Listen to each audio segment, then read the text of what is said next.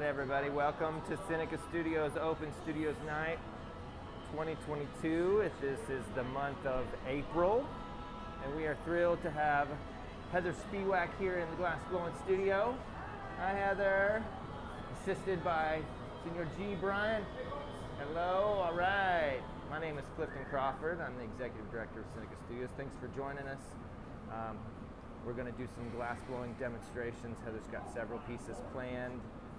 And as we go through, I want you all to know that we are monitoring the chat. If you have any questions throughout the process, feel free to ask in the chat. You can check out our website, seneca.org or senecastudios.org.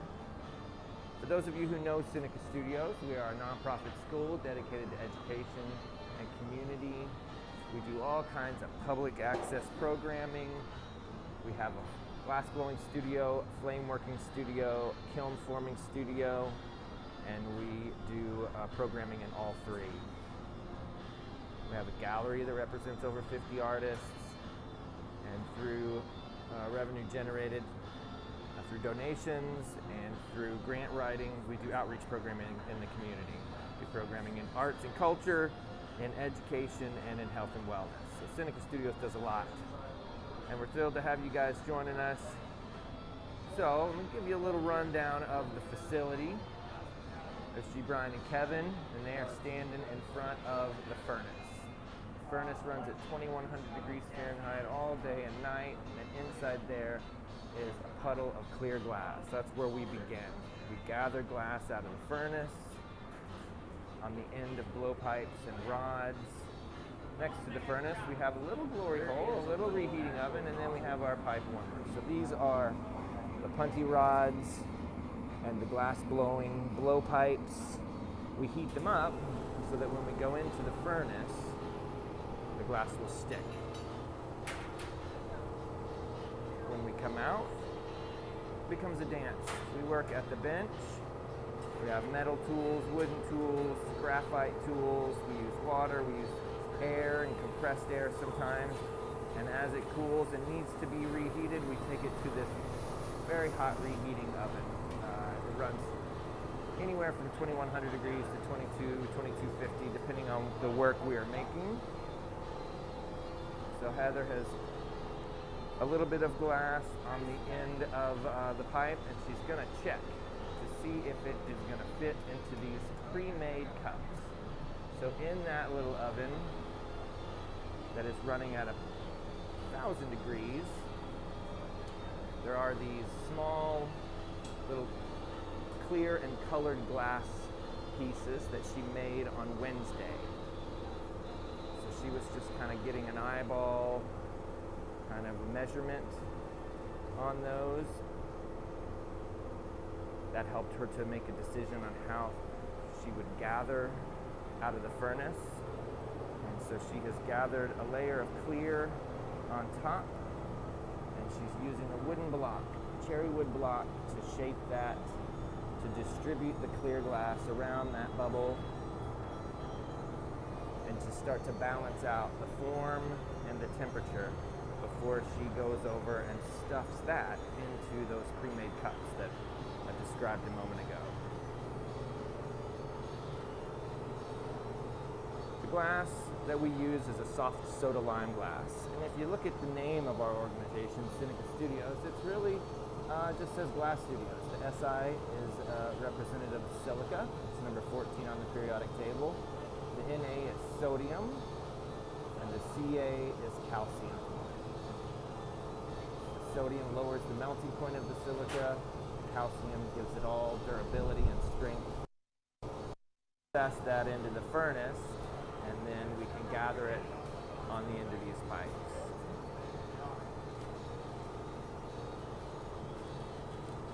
So Heather is shaping it and preparing it to go into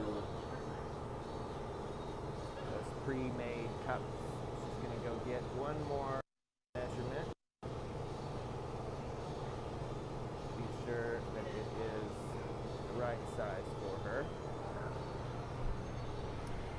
There's some other equipment that you've probably seen in the background, and so I will fill you in on that.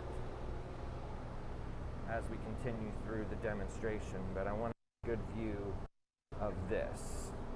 Again, this oven is running at about 1,000 degrees, and in there are some pre-made components. And she's gonna come over here when that is the right temperature, and she's gonna do her best to do that right down into the middle of the cup to fill it, and then she'll take that cup back to the reheating oven and heat it all up together. Now I'm gonna describe what she's making here in a minute, and it's gonna take a second to do that because we've talked about this. As you can already tell, this is a very team-oriented activity. And G. Brian is opening the little kiln. She's dropping that in, touching the bottom, and then she's going to blow and pushing in. G. Brian's helping her to make sure that she's at the right height. It's kind of hard to tell how far down you are when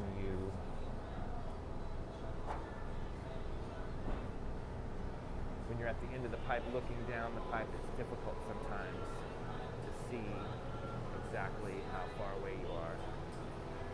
So she's picked up this cup, she's stuffed it, she's gone and heated it, and she's going to make sure there's no dust or any little particles on the end.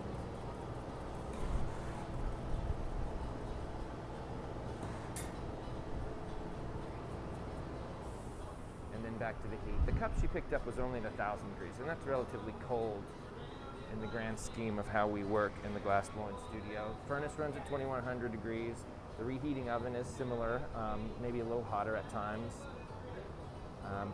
So this new cup that she picked up is much colder, so she's going to spend some time equalizing the temperature before she takes it to the next step.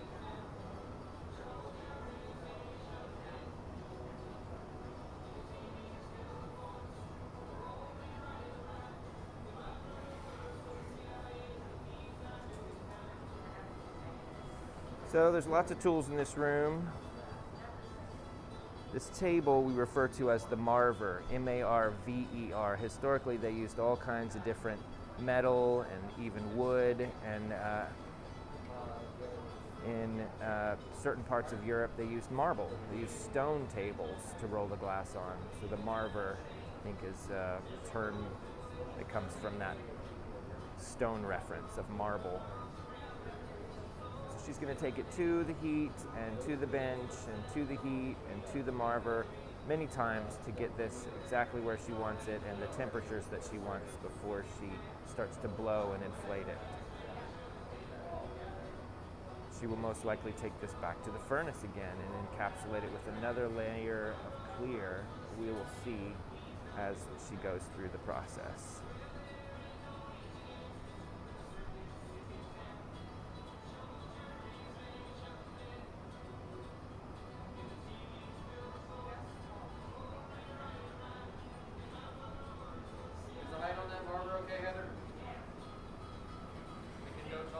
All right, everybody. So the end goal here is a piece inspired by nature.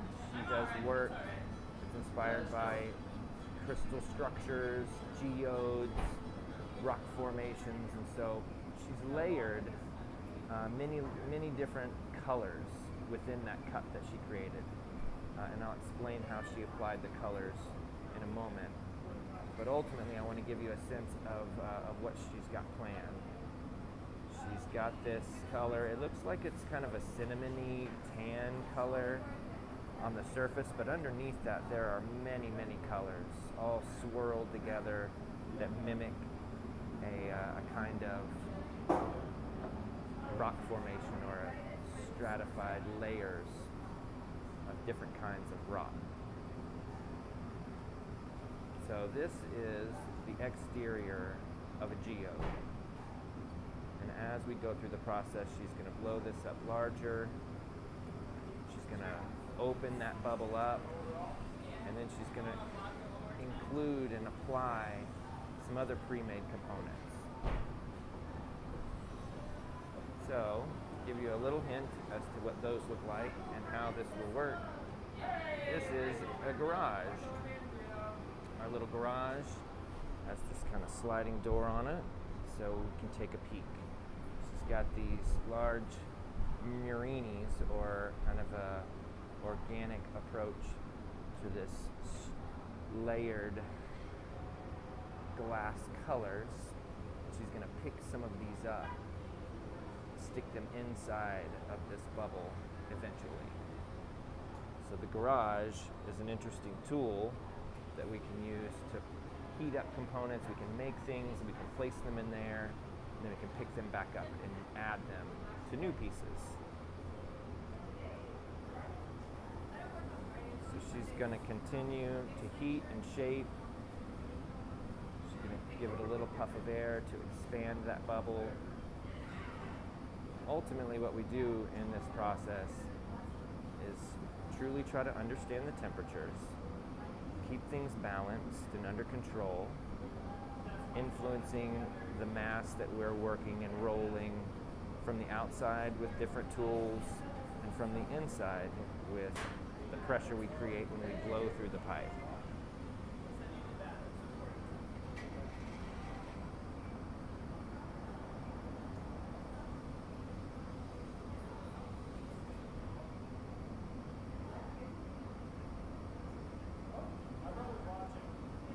So throughout the process, there's lots of trips back to reheating ovens and to the bench to use the different tools, to the furnace to add more material.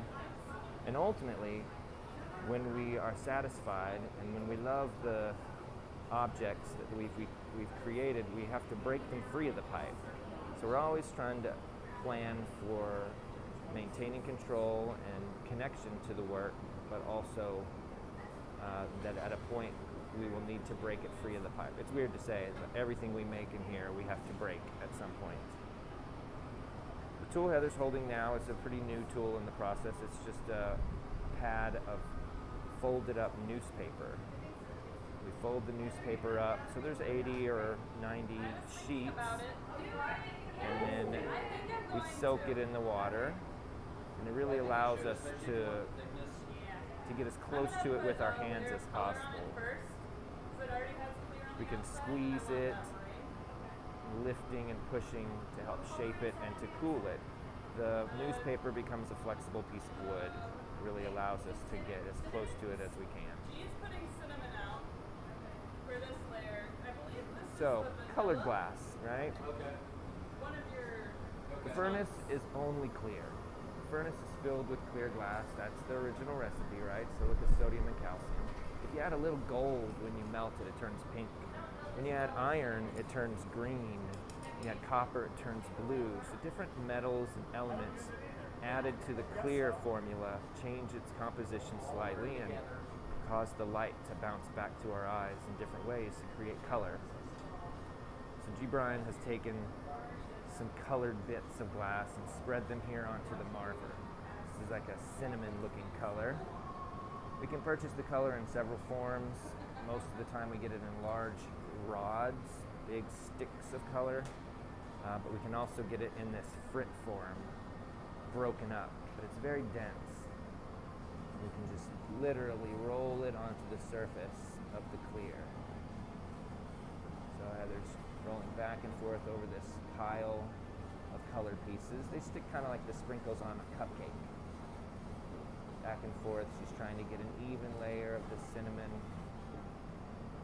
I heard her talking with the team, and she's going to apply this color and I think one more, and then she'll go back to the furnace and add a new layer of clear to get more material, more mass.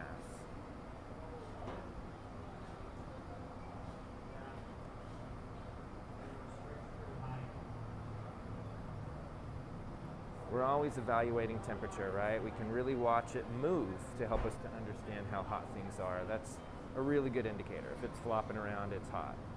That's why we always must rotate the pipe and keep it turning. When we apply the color to the surface, the hotter the surface is, the quicker the heat will transfer to the small pieces of color and more will stick. And at this point, you can see that the texture is kind of a bumpy, somewhat jagged texture, and as it heats, it will melt. The sharp edges will fade away. They will turn to slight little beads on the end, on the surface, and then as it continues to heat up, the surface tension of the material will pull it smooth. So she's going to melt that cinnamon colored glass to the surface and add more, slowly building up a layer of this kind of reddish brown color. Cinnamon. I can taste it just by saying the word.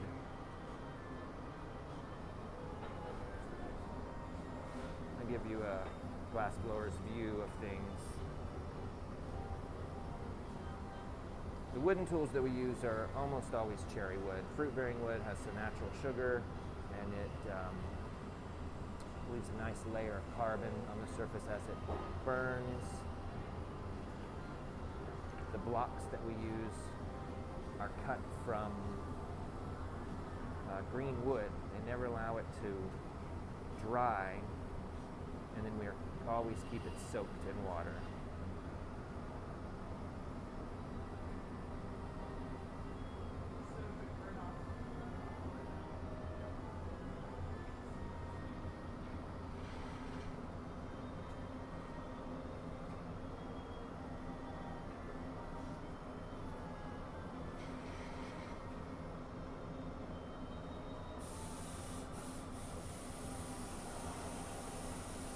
As we are working, and we'll oftentimes get to a point where we need more material. If Heather were to take this to the furnace and gather a new fresh layer of clear on top, what she has, which is still pretty warm, would heat up even further. And it may get a little out of control. It may want to fold, or the bubble may distort. And so by using compressed air, we can cool the surface and help it to stiffen. The viscosity increases dramatically and it stops moving. Now, if the glass that we're working with drops below 900 or colder, it will begin to stress out and it might crack. So you gotta be careful with that compressed air. If you get it too cold, it'll crack on you. Oftentimes, the pipe gets warm. So we cool it with a little bit of water so that we can get closer to it.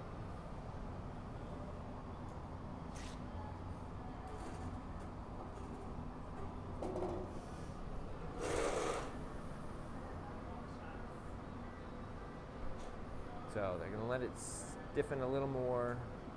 It's cooled. It's just going to go into the furnace and gather a new layer of clear. The more times we go to the furnace, the more clear glass we gather, the bigger we can make it, or the thicker the piece is. I know that Heather's not planning on making something huge. She's just wanting a good amount of glass so that this will be nice and thick, really show off the many layers. I was just going straight to the color. Like I said before, when the surface is hot, it will really transfer the heat to the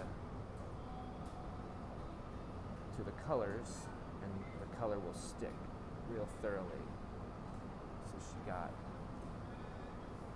a new layer of clear out of the furnace, and it was very hot, so it really warmed up that frit and got it to stick.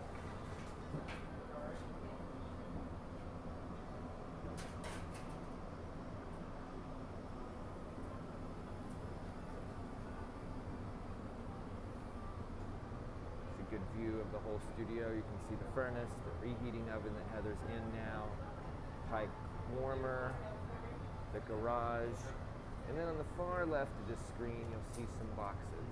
These are the annealing ovens. This is the final step in the process. When we make things and we really are satisfied with the result, we break it free of the pipe and we put it into these ovens. These ovens run at 915 degrees, and the work cools in there slowly over a kind of prescribed amount of time, depending on the thickness. The thicker a piece, the longer it must cool. And since these will be relatively thick, we'll probably cool them off slowly over maybe 18 or 24 hours. We'll see. They're just giving it a little puff of air. You can see those little bits of cinnamon color have melted to the surface.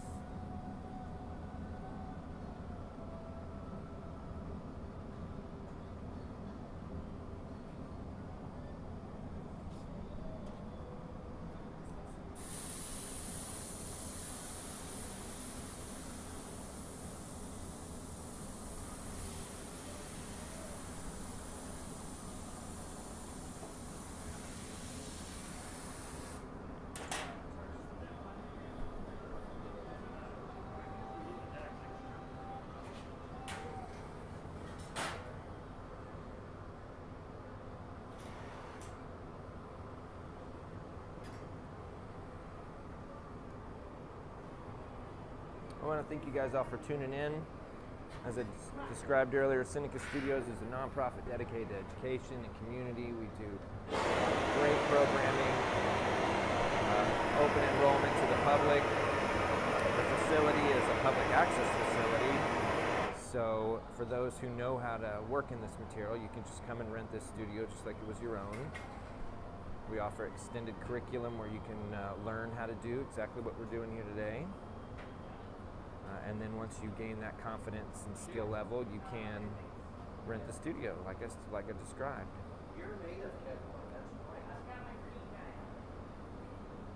We do some great programming in the community. This is one of them. We call this our Open Studios Night presentation, where we feature an artist. The second Friday of every month is a very consistent opportunity where people can tune in and watch or come by the studio and be in person.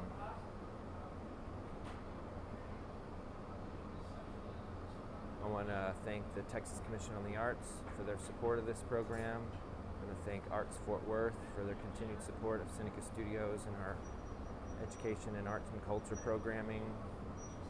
I want to recognize the R4 Foundation for their continued support, the Ann L. and Carol Green Rhodes Charitable Trust, and all those out there who have donated to help make Seneca Studios possible. We're a fortunate organization in that we have a really great group of supporters who help us to make what we are so passionate and interested in a reality for anybody who has those interests and would like to come and play with us, and express themselves, or just to learn about the material. So you can see the teams working here. Heather's in the hole heating it up. Kevin's opened the door so that she doesn't accidentally bump against it. And she's shaping it with centrifugal force, with gravity, with the wood block. And then I'll give you a view here where you can see both Heather and G. Brian.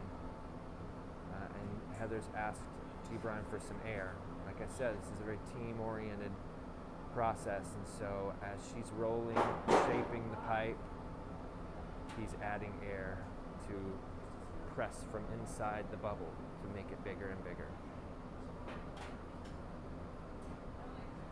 Where she's touching it now with a long metal tool we call jacks. These jacks are these long steel blades on the end of this handle with kind of spring on the end, so you can squeeze them together and define different shapes and lines. Ultimately, where she's touching this now, she's created a crease. We call that the neckline of the piece. And that's where, when she's ready, she will break it free of the pipe so that she can access the opening. Oftentimes when we blow bubble, we're blowing and defining the bottom of the form, and then as we continue the process, we'll transfer this piece from the pipe to a new steel rod.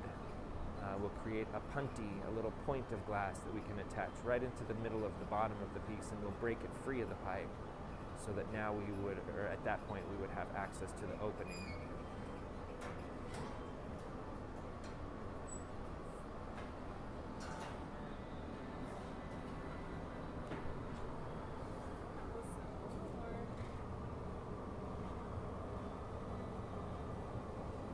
See, She's really squeezing down, defining that line where she's going to break it free later. She's spinning, shaping. She's having G. Brian blow through the pipe. So you can see there all the action. That bubble has grown a little bit. It's extended. How do you? Good. Awesome. How was your journey? What a beautiful day today.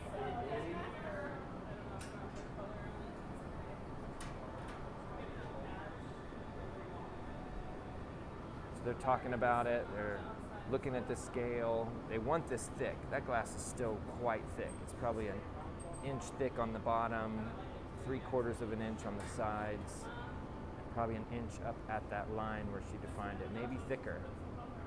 So she's talking with G. Brian. They're discussing the next step. Looks like they're going to add a little bit, and then they're going to transfer to the punty. I'm trying to listen as they communicate and plan out the next few steps. Obviously, as things grow and get bigger, this hole needs to give us access to keep it hot. So Kevin is opening, closing these barn doors. The first hole is about 7.5 inches. The second hole, as you see, opens up to about 11. And then if you open all the doors, it's to about 15 or 16 inches.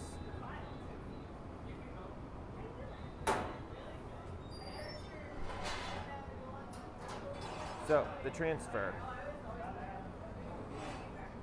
There's some interesting terminology in the glass blowing process. The jacks, which Heather's using right now to cool and to shape that line, the blow pipe, and then what G. Brian has in his hand is a solid rod, not a hollow pipe. So you can't blow into it at this point. And he's going to gather a little bit of clear glass on the end of that rod and shape it up a little bit, and they're going to stick it to the bottom, make the transfer. That new connection we refer to as the punty, and so they were discussing the style of punty that they will use to make this transfer.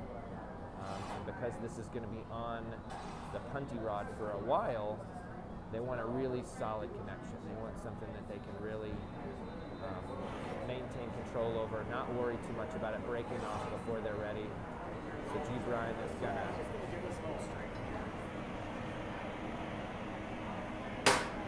okay, you want to hit it over the more solid?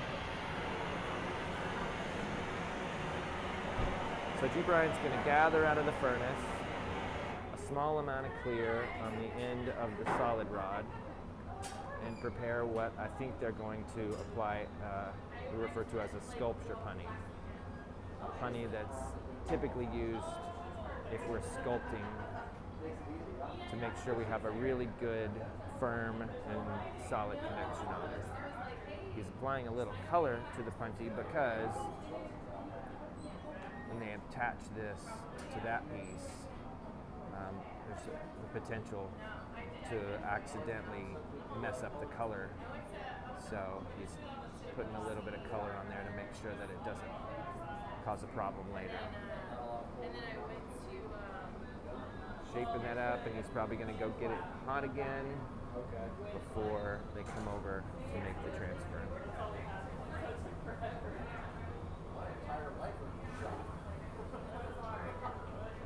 Wow. A lot of glass blowers in the room. We're all watching, all anticipating the needs. Heather is in charge at this point. Heather's what we refer to as the gaffer. It's her piece, this is her work. She's the featured artist, and the rest of us are support in one way or another.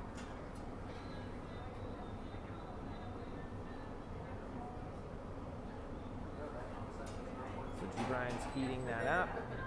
Heather's kind of equalizing the temperature. Oftentimes throughout the process we have to balance things out, right?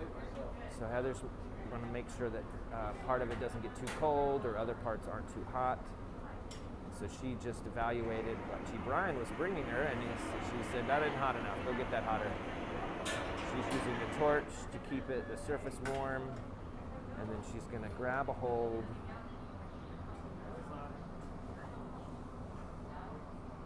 and squeeze that on. She's pushed it on real firm. She's looking at the profile of the connection. She's kind of giving it an extra little nudge. Make sure that connection is wide enough, solid enough. And then when we are ready to break things, we will oftentimes add a little bit of water. A little drop of water will cool and stress out the areas where we want it to break. If that line, that neckline that was defined by the jacks is good and crisp, that stress that's created when the water lands on it is released with a strike of the pipe. Right? Hitting the pipe will cause a vibration. That vibration finds the weakest link, which is most likely that little spot where the water was on the neckline, and it breaks and follows that line around.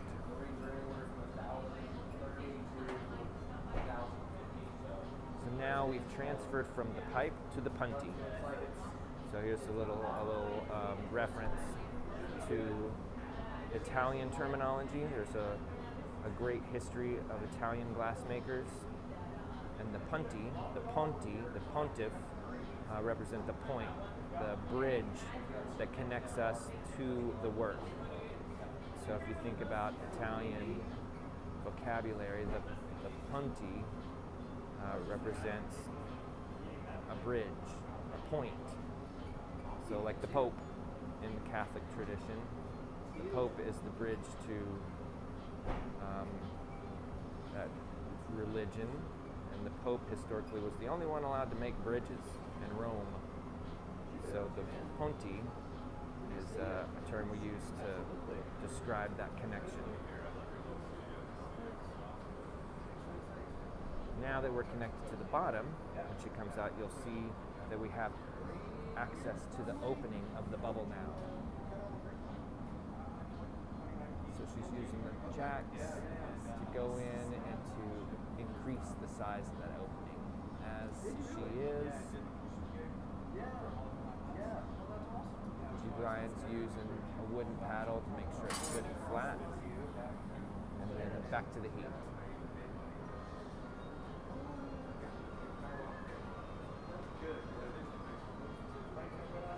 So, from my understanding, this bowl will be a low bowl. It will probably end up about 10 inches in diameter, maybe a little bit bigger. And then once it's defined and refined where she likes it, she's then going to start applying more glass to the interior of the bowl. She's going to bring over those bits of glass that are in the garage and start to fill this bowl with this geode-like formation. Again, this reference to kind of minerals and crystal formations.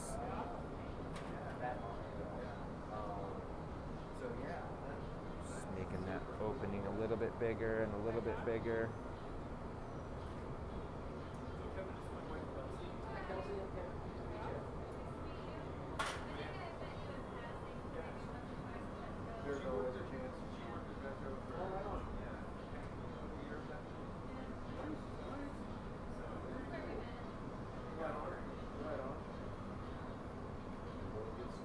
So you can see Heather's using her foot to move around this little support yoke, we call it. The rolling yoke has wheels on the bottom. It's on a track, so it can move in closer and further away from the reheating oven. On the top of that yoke, there are some bearings that allow us to roll the pipe constantly and to push it forwards and backwards. The yoke is what connects the cart to the horse in certain vocabulary, and for us, it's what helps us to drive in and out of the heat. So now that this is beginning to become more and more open, we're starting to get a glimpse of to the color and how the interior has been affected from her previous work on Wednesday to prepare that cup.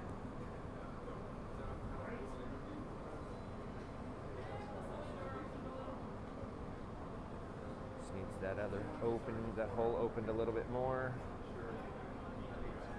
She's gonna continue heating and opening the bowl into this low, thick tatza form. Again, we're monitoring the chat, so anybody out there who's watching and listening to me ramble on, feel free to ask questions.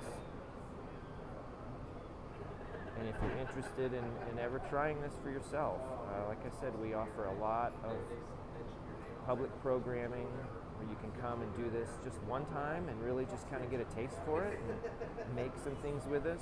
We have extended curriculum where you can really learn how to do it. So if you're interested, Seneca Studios is the place to come and participate. We're located on Magnolia Avenue, just south of downtown Fort Worth. We love it here in Funky Town. Seneca Studios has been in operation, and we've been consistently running this open studios night featuring artists for 11 years. We've made some wonderful pieces. We've had great artists from all over the world. And it's always exciting to have new people in the studio. G. Bryant and Heather work in Dallas at Carlin Ray Designs and Dallas Glass Art. They help Carlin Ray with her work. They make some of their own work. They do public programming out there as well. So check them out, Heather Spiewak and G. Bryant. Seneca Studios Open Studio Night, April 2022. All right, we can get a good look at the interior colors now. Ooh.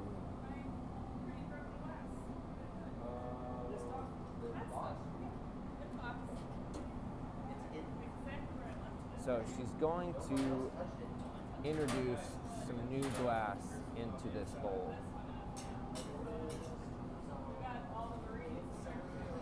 She has a box with clear pieces.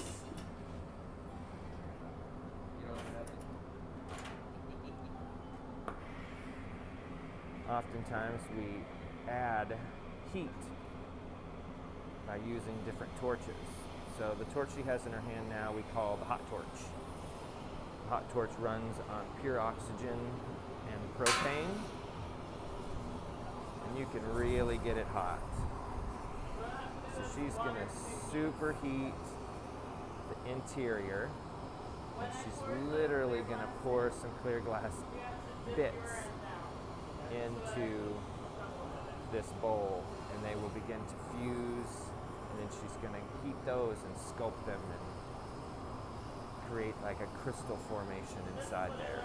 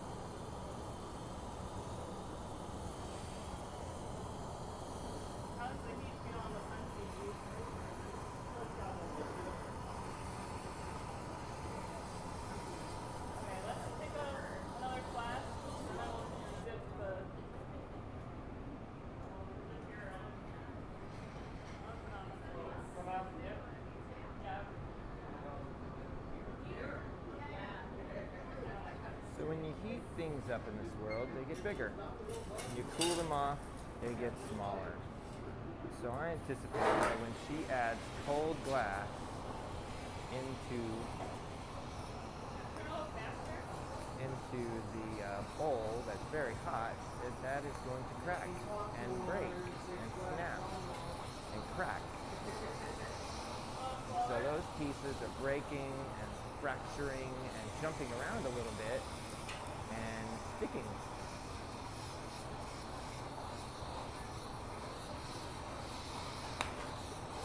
Some of them are popping violently, others are cracking gently. That hot torch is expediting some of that. As you can see now, she has a layer of fragments of clear glass stuck to the surface of the inside of the bowl.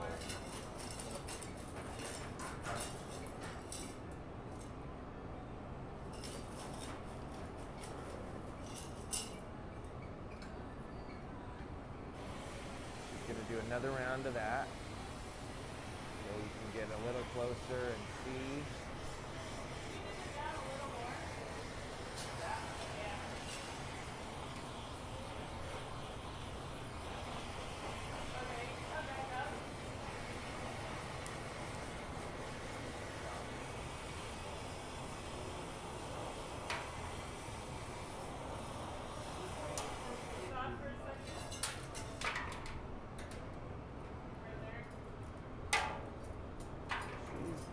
Creating an interesting surface and interesting pattern. Some of it did not stick, and she's purposefully pouring it out to create a unique fractured surface on the interior. And that interesting pattern work that's underneath it will sparkle through as she continues the process. She's going to get it all good and warm, and that'll all heat up and stick together.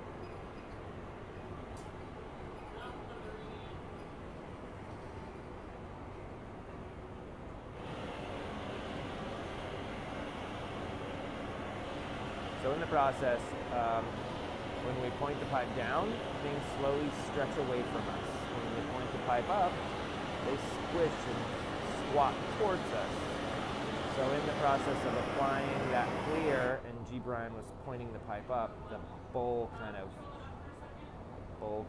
squat onto the punty. So she's making some adjustments right now to make sure that it's off the pipe. And the profile of the bottom of the bowl is as she likes it.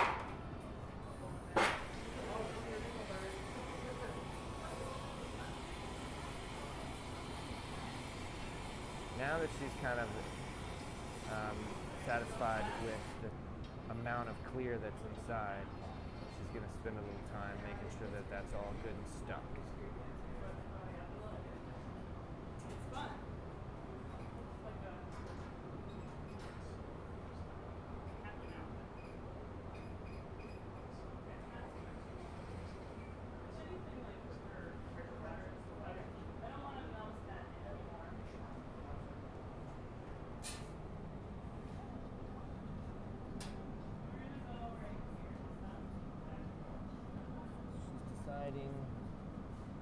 On the placement of some of the marinis that are going to be added in the next step of this process. So she marked the pipe.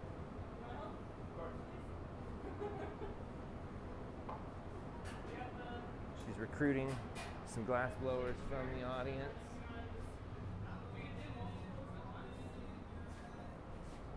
And they're going to discuss picking up some of these marinis out of the garage. The garage is at about 1100 degrees.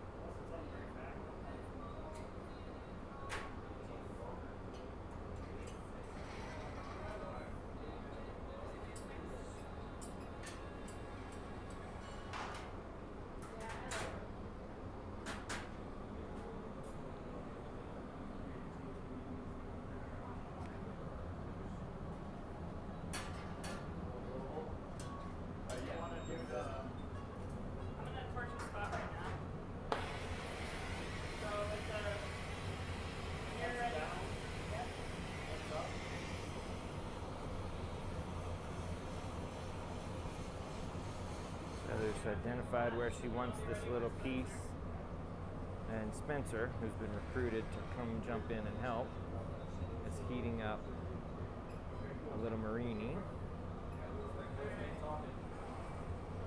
and then he's gonna bring that over.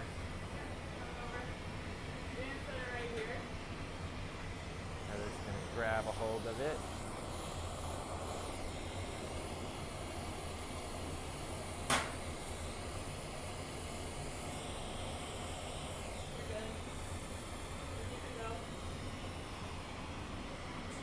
Place that.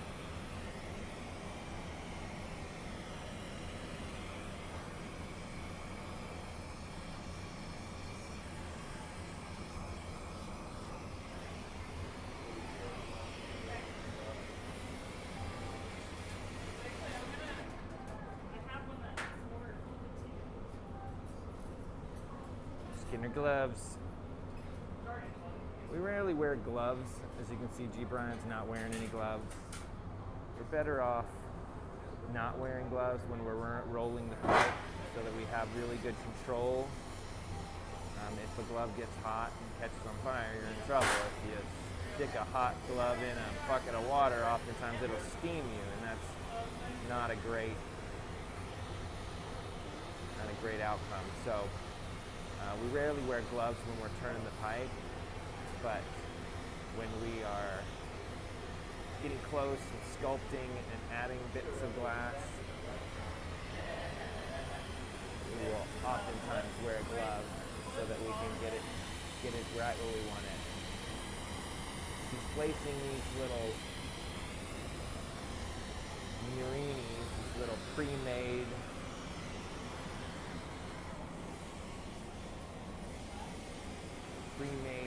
bits of color.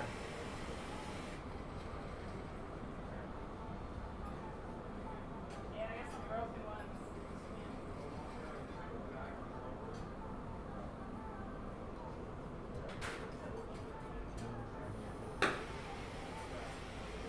You want to take this or help them?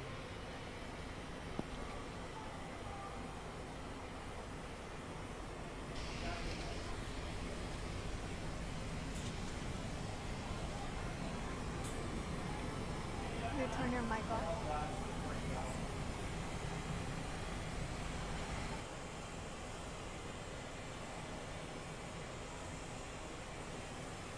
All right, you guys, so I'm going to take over for a little bit so Clifton can help a little bit.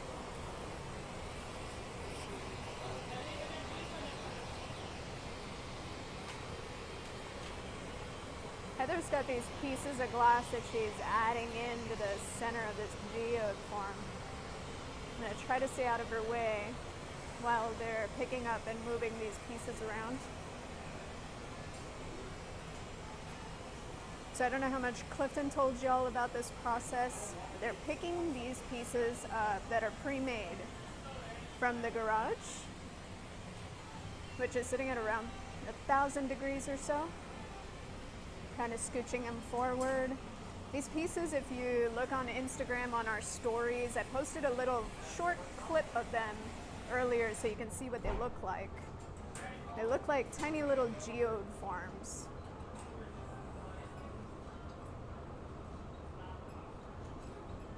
So one of the things about glassmaking, as you've probably already noticed tonight, is it very much is a team collaborative process, right? So you'll notice that a lot of people are helping Heather at this point. G. Brian on the pipe turning to keep things centered and heated.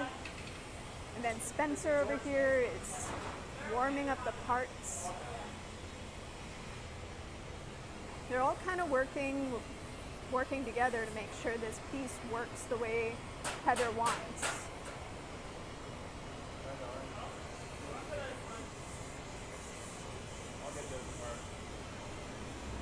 So Heather's using a torch, which is an oxygen fueled torch, to heat the pieces she's adding to her main form.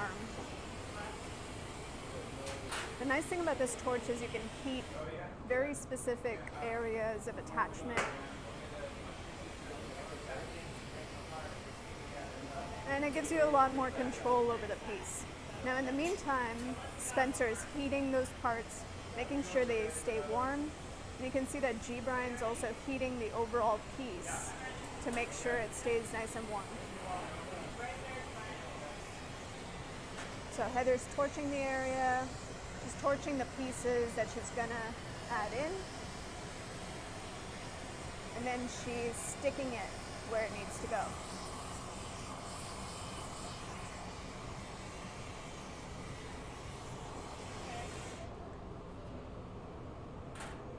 So glass it has a delicate balance, right? You gotta not make sure it doesn't get too cold because it will crack if it gets too cold. And you gotta make sure it doesn't get too hot that it loses its form.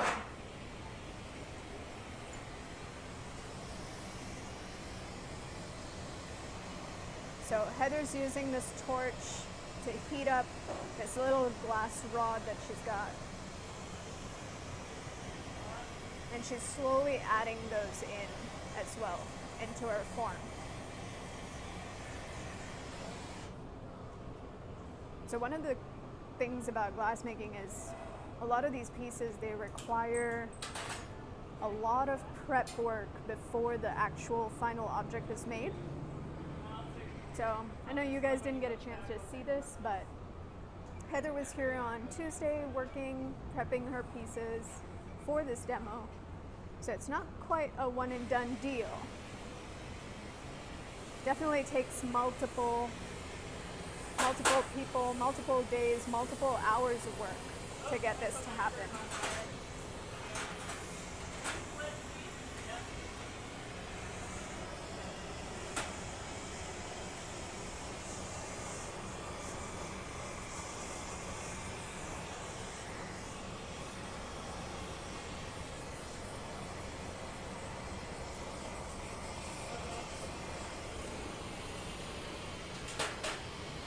And then while Heather's adding all of these pieces, we've got to make sure everything stays kind of nice and toasty. So G. Brian's going into our reheating chamber to heat up the pieces, make sure nothing cracks.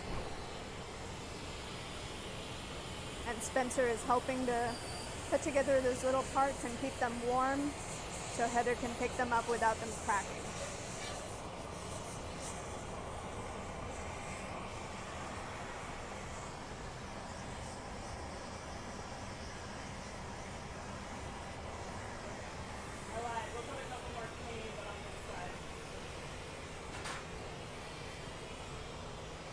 So as you can see, it takes a lot of teamwork to make this happen. There's a lot of people working together. And while glassmaking is something we offer as classes, it does take a lot of skill and a number of hours of experience in order to be able to do something like this.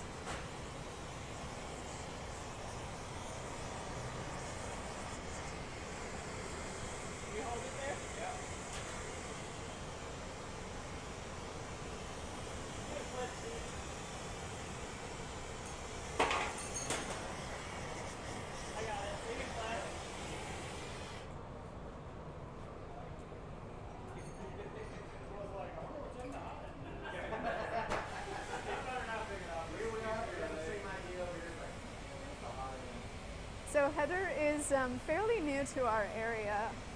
She moved out here, I believe actually I take it back. I don't know exactly where she was before she moved out to this area, but she now works in Dallas. She spent a fair amount of time at Corning, the Museum of Glass, working for them. And I know she's working at a different studio after that. But we'll get a chance to talk to her in the gallery after she finishes this piece, and she'll tell you all about her glass journey. So don't forget, you guys, we do this every month, on the second Friday of every month. We do a public demonstration that's totally free. If you live in this area, come out, hang out with us. We're going to be demoing tonight for a couple more hours. And if you missed the demo tonight, we'll do it again next month. So every second Friday, your friendly neighborhood glassmakers in Fort Worth will put on a show at our studio completely free.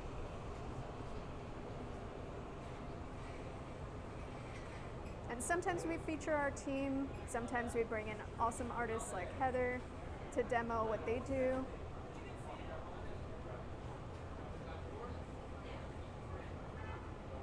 So definitely come check us out. By the way, we do this live stream. So if you, and like we do have people monitoring the chat. So if you have any questions for our team, feel free to pop them down in the chat.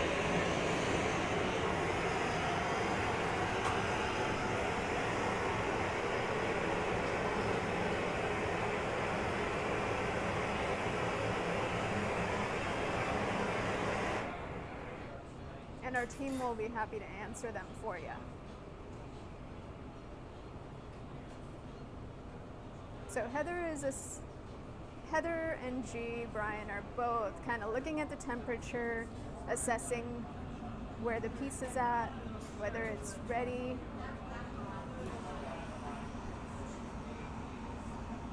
Heather's doing some fine-tuning adjustments by spot heating certain areas.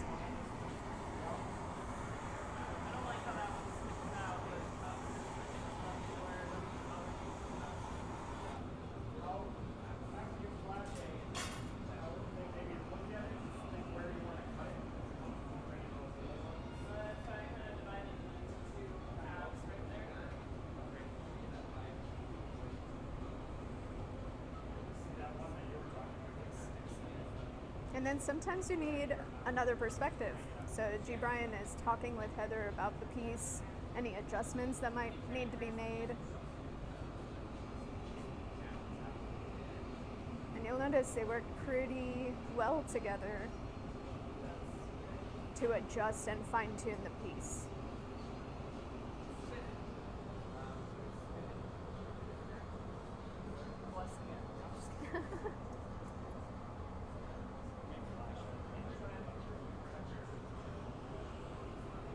So cool. So you guys, if you're in this area, we're gonna have this work out in the gallery on the third Thursday of the month. So you can come check it out for the third Thursday art walk.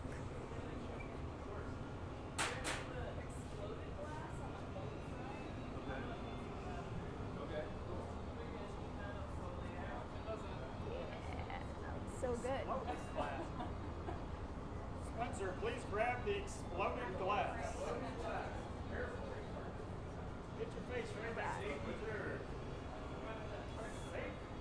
Third, Spencer.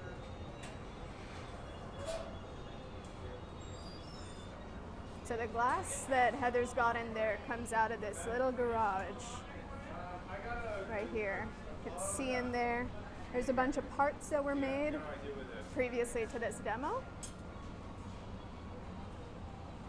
He's going to pick up those pieces and then warm them up so Heather can stick them inside her form.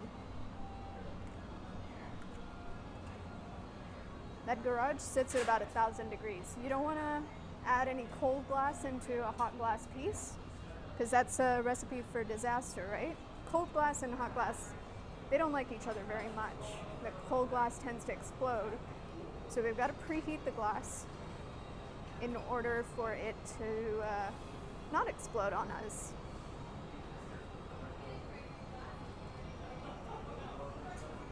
So Spencer's got a glove on his left hand with a set of tweezers. Excellent job. It's all like rail.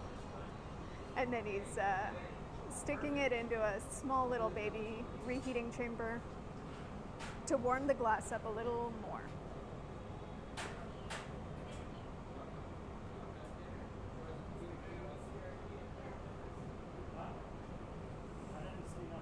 Once the temperature's right, Brian's going to take another flash in the reheating chamber, and Spencer is going to bring over those little pieces of glass for Heather to add in.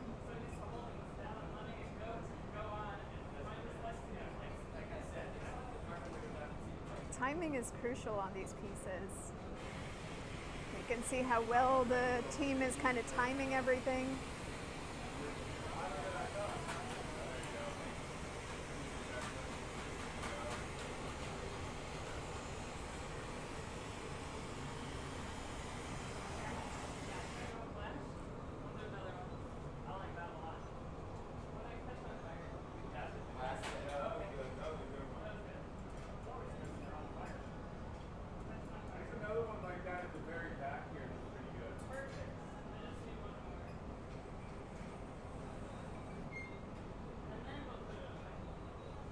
So Heather is specifically heating these pieces and then attaching them in specific locations.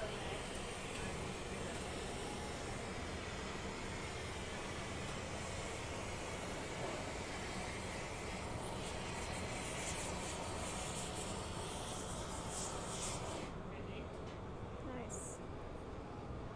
You want me to park this stuff back in there? Yeah.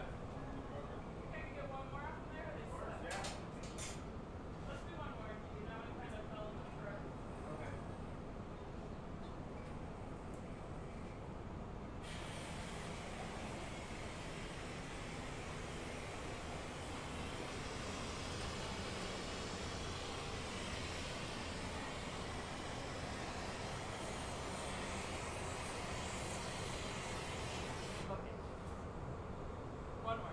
I knew you were going to say that. Sorry. Just waiting for it, too. I'm going to run with the glass. We're not putting anything away yet. We're just going to keep it all warm. It's going in the bowl.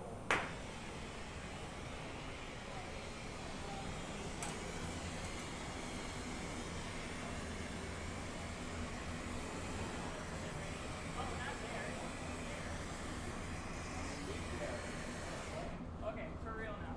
Let's put it away. For real. For real, we're putting it away. All right.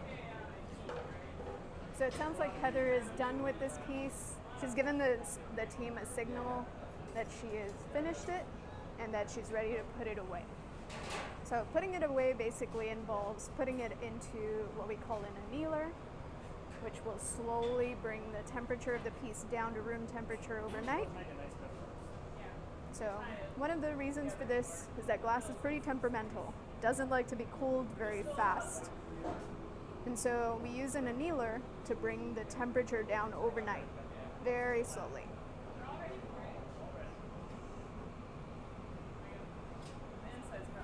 So this is one of the times you're going to see a glassmaker suit up fully with proper equipment to catch the piece.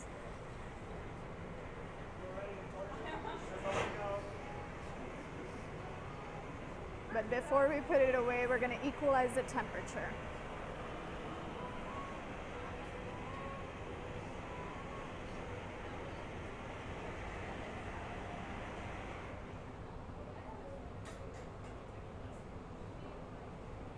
So you can see that G. Brian has got those Kevlar gloves ready. And he's going to use those when Heather is ready to knock the piece off. So Heather's taking a last flash just to kind of even out the temperature.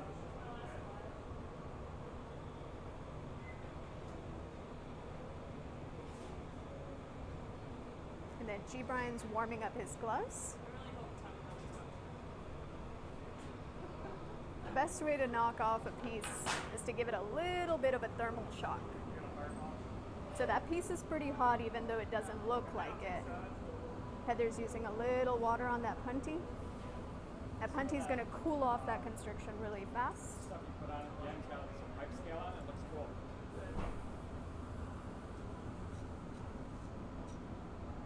And that's going to thermal shock that glass, make it break off right in that constriction, which is what we want. A little bit of vibration, and the piece goes into the annealer.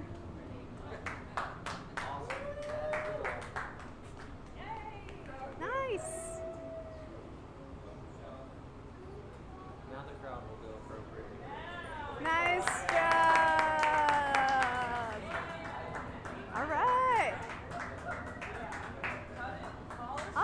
Nice work. Yeah, thanks. Thanks for all the help, the surprise help. Well, I appreciate it. Thanks. So you guys are going to set the cameras down for a little bit. And then I think we're going to have a little chat in the gallery in a minute. We're going to let Heather cool off, and then we'll have a quick chat in the gallery, and we'll be back in about 5 minutes. So if you're on the live stream, hang out. We'll be back shortly.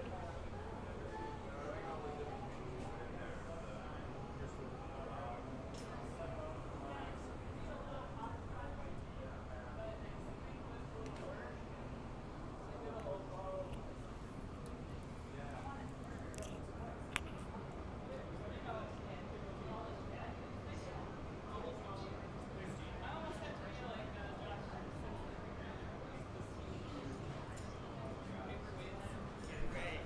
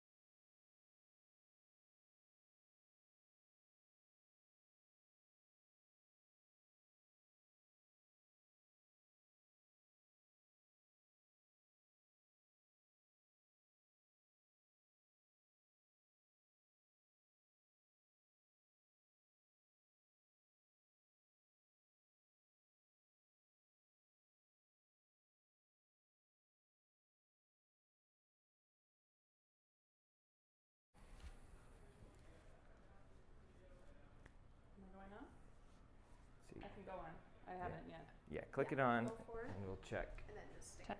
Testing. Can y'all hear Heather? Can you hear Heather? Yeah, I think you guys might be on camera already. We're on?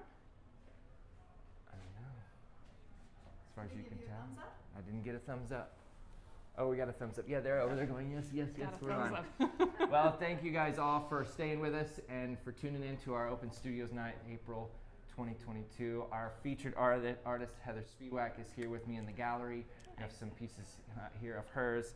But I want to give you an opportunity to talk about yourself and to tell us where you come from. Oh, where does this man. all come from for you? What got you to here today? Yeah, so the first step was starting at Illinois State University in 2008. I studied glass in all of its forms, flame working, casting, blowing. I finally ended up at, back in Chicago, Peter Patterson Glass Works, doing the make your own thing, and then wound up at the Corning Museum of Glass in 2013, did their Right. make your own program, their cruise ship program for 5 years.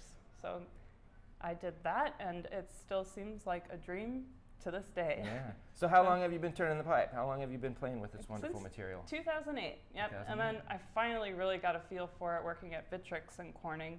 I worked there for 3 years as a production artist, putting on color, Yeah. gathering, and that's how you learn. That's how you learn. Yep. Yeah. Lots of hours, lots of gathers, Lots turning of in the pipe. gathers. That's Yeah, right. lots of rolls and color. I think that's really where this inspiration came from. All the color I've rolled through, you know, they've got a great set of designs out there, and it's kind of a homage to everybody I've worked with. Cool. Yeah. So the work you're making today, we just finished a piece. It's inspired by what? Where's this work coming from for you? So for me, I really enjoy nature. I think like a lot of artists were inspired by the patterns that we find. So this goes back to me being a rock hound with my siblings, staring at the ground and Yeah. finding really cool things. And then the geode is something that Vitrix makes, and I was always really amazed by how much they crank out glass and work really fast and hot, and kind of took that and I was like, well, I want to play with nature, I want to play with glass, so I'll do both, make sure it still looks like glass, make sure it still looks like nature, Yeah. but kind of combine the two. Yeah, find that compromise. Very good. Yeah. Well, it's great to have you here at Seneca Studios for our Open Studios night. Thanks so much for being with us tonight. I think we're going to do another one. Yeah, we'll do one All right, more. Let's do one more. Perfect. Thanks so much for joining I want to us. thank the team. You've got G. Brian with Yes. you. Tell us a little bit about that. Where does he come from? Because I saw you guys really connecting out there. Yeah, G. Brian and I have worked together since 2013, so almost 8 years now. Wow, great. It takes a lot of practice to make it look that easy between Yeah. two people. So I've helped him with his production line and being his assistant. And now the tables have turned. Very So good. he does Yeah. a really good job at assisting. And then Spencer came out as a surprise to help out. He's on Carlin Ray Design's team, which is why I'm in Texas now. Mm-hmm. It's All working glass. Just wherever the glass goes, I go. Very good. Yeah. Well, thanks for coming. We're thrilled to have you. I want to recognize Jean Fernandez, who is on the mic and who is behind the camera right now. Heidi Childers, who's producing this with Nolan Bishop, and Kevin McGeehee out there taking pictures, and Tatara Siegel and the whole team here at Seneca Studios. It's really about relationships. It's about teamwork. It's about coming together to support one another and to make beautiful things. So Yes, I am that's so really- grateful to be here. So thank you, Yeah. and Thanks to for everybody on the coming. team. Yeah, it's Yeah. so much fun. All right, We well, all let's love get glass. back out there and let's make another piece and continue the conversation. If you have questions for Heather, put them into the chat. I can help to translate those and we can get those to her so that we can answer any questions that you might have. And again, come check us out. Come out here and do this with us. That's why we're here. Let's go. All right. Thank you. Thanks, guys. So that's for you. I'll take the camera. You guys are at my will now. I got the camera and the mic.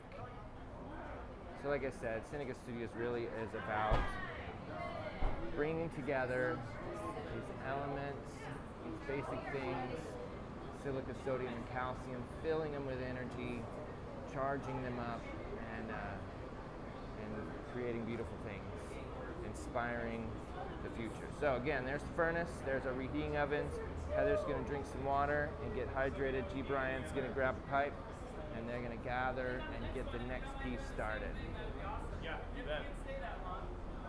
Let's see here, who else is in the room? There's Kevin McGeehee, and there's Jean, who was just on the mic. We've got some friends of all of ours here. Let's get a little run through of the audience that's joined us in person today. We got Krista Westbrook and her dad hanging out.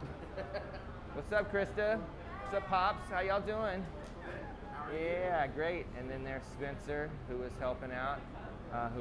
So Spencer and G. Brian and Heather all work for Carlin Ray. Oh, there she is. I see her and her dog Chai. There's Carlin, she's here. Yeah, we got the whole North Texas glass blowing family together for this demo. It's good stuff.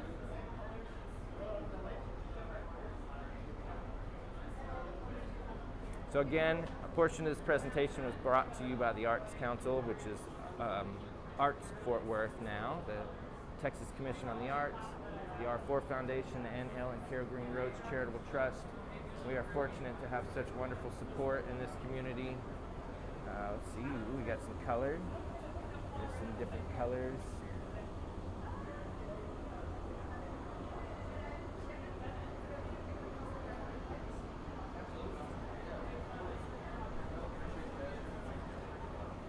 Talking about the next piece and getting prepared. Whether it's on the steel or if you pull the collar, okay, good. Stick it, make it stuck.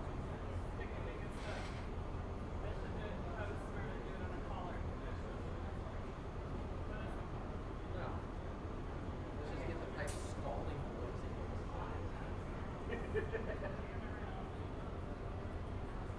So the tools. We've talked about the equipment, we've talked about the process quite a bit. Let's take a look at Heather's workstation here. So we have a bench, right? The bench has 2 rails on it. That's where we roll the pipe back and forth. And then here on the bench, there are metal tools and wooden tools. This is the newspaper that we fold up, create this flexible wooden pad.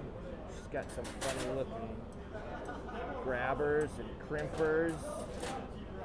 She's got the jacks, straight tweezers. Ooh, she's got some little baby tweezers. Some medieval looking thing here. These are called diamond shears. And then some straight shears.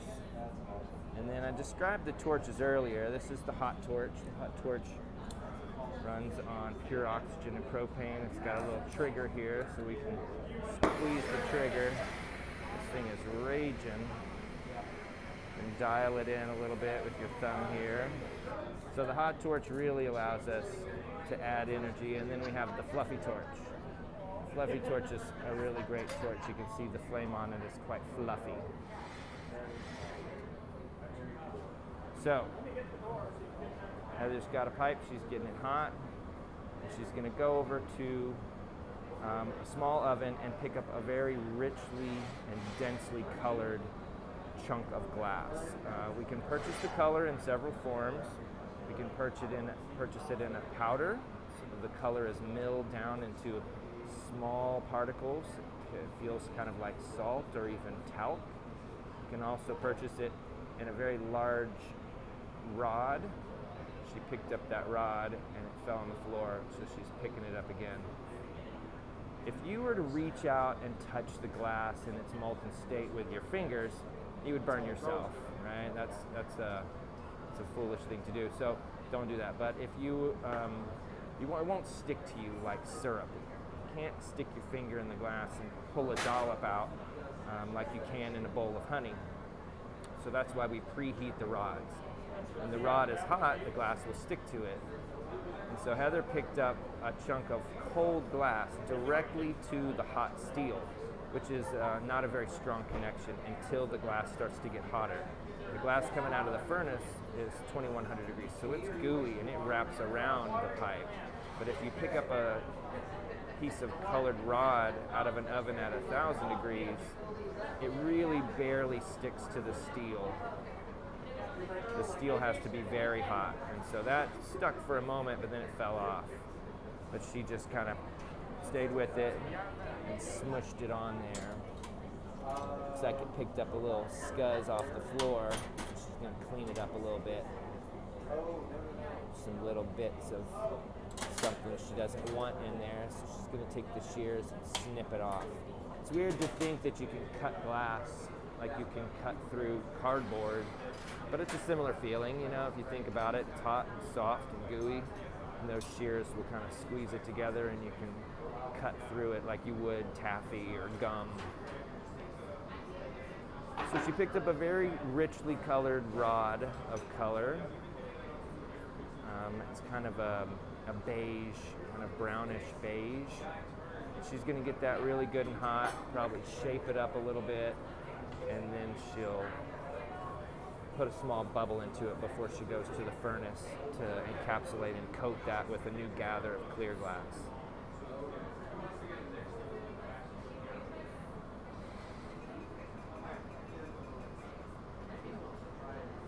Take it to the marver, shape it up.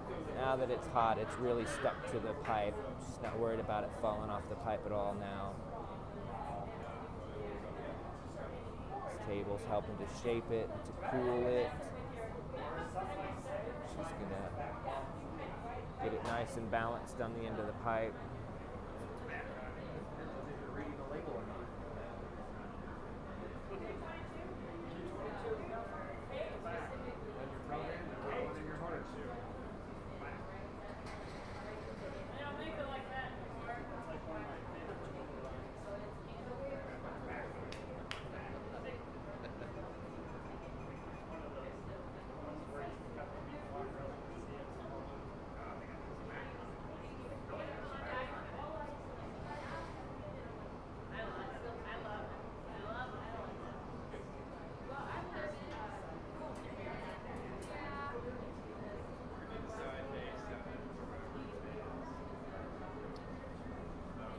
So as a nonprofit, Seneca Studios does these kind of presentations monthly.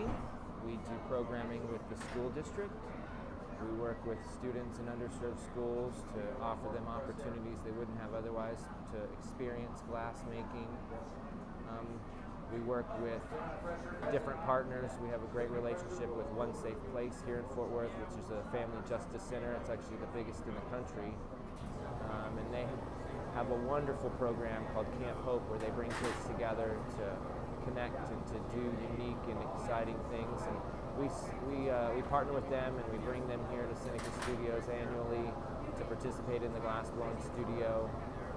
It's a fantastic program, and we're really honored to have the partnership with One Safe Place. We do things with Presbyterian Night Shelter and the Fort Worth Police Department to bring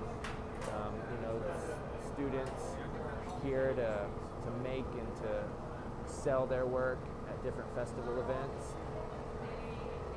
We work with several different veterans groups, bring those groups together to connect and to heal through glass making. There really truly is something for everybody here at Seneca Studios. You can come and participate one time. You can take extended programming, learn how to do it. You can utilize the studio like it was your own. When we bring schools in for demonstration events, we do a science lecture and we talk to them about the properties of the material, the chemistry, the physics it takes to understanding the material, the thermodynamics that are constantly changing throughout the process. There's a lot of science. There's an incredible historic aspect to it as well. There's a rich tradition and culture of glass making from all over the world that we're all fortunate to have learned about and to use those techniques. People have been doing exactly what Heather's doing, gathering glass out of puddles, furnaces, keeping it hot, shaping it. We've been doing that at an elite level for 700 years. Some of the most exquisite glass things ever made were made in the 1200s. So that's a fascinating thing to think about, that people have been doing this so well for so long. The tool she has in her hand now is that we call a Swedish block. It's a cherry wood block that's carved into this shape. So in Northern Europe, they had a lot of forests. They had a lot of trees. They used a lot of wooden tools to work the material. In Southern Europe, they didn't have tools in northern Africa. They didn't have as many forests and didn't have access to wood. They saved all that wood to charge and burn and melt the glass, and so they used stone tools, they used different metal tools, and here we have access to all of those things now. In a contemporary way, we use the tools they've used in Asia and Africa and Europe all together to help us to realize our ultimate goals.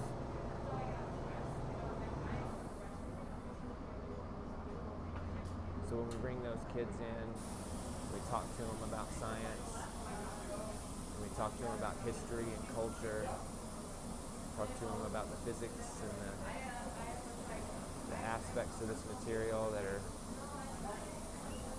there's an inherent curiosity that's created. Everybody that comes in and takes our classes almost always says, I've always wanted to do this. I've always wanted to learn more and understand how to work this material hot.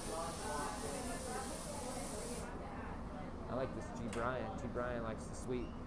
Something therapeutic about a broom in there. Just gotta have it. That's right. Snow blower. All right, so Heather is gathered on top of that beige chunk of rod, and she's going to go back and gather again. I bet you they're going to go give this a little look. Oh, no, they're going to go straight for the furnace. They're going to gather on top of this, and then they'll probably pick up that cup that she made on Wednesday. So she's in the furnace, gathering that layer of clear glass.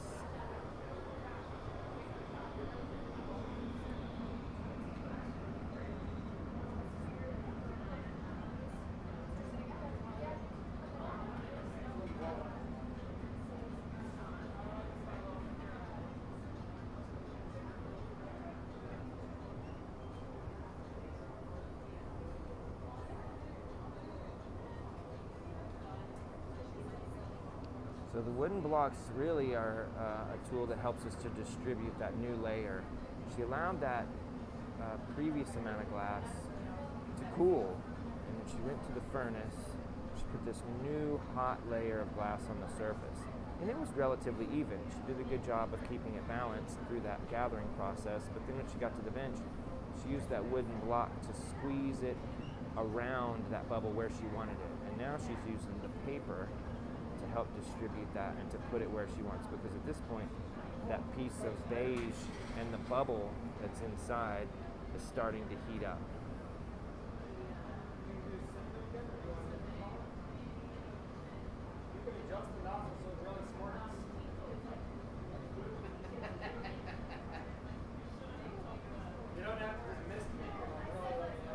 At the end of the evening, you each get one, 20 paces fire.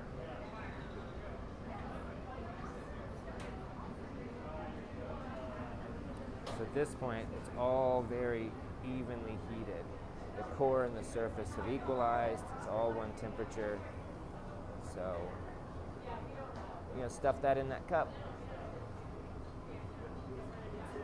So she's shaping that up so that it'll fit. She's going to give it a little puff to make sure her bubble's in a good place. And then she's going to bring that across the room, and she's going to pick up a cup. She's going to stuff the cup with the glass that she has on the end of the pipe. So I'm going to sneak over here in the corner, and this little box, this little oven is at 1,000 degrees, and in there is a prepared cup.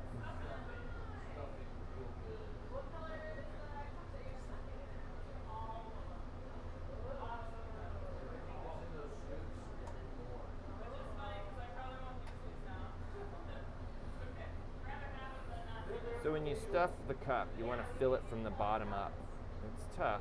It takes some practice, because if you go in with this hot, thick bubble and you accidentally spill it over the side of the cup, it doesn't always fill the cup well. It can capture bubbles. So you have to be really steady, fill it from the bottom. She's blowing, pushing, squeezing that bubble in and filling that cup. And she's going to take that over to the reheating oven.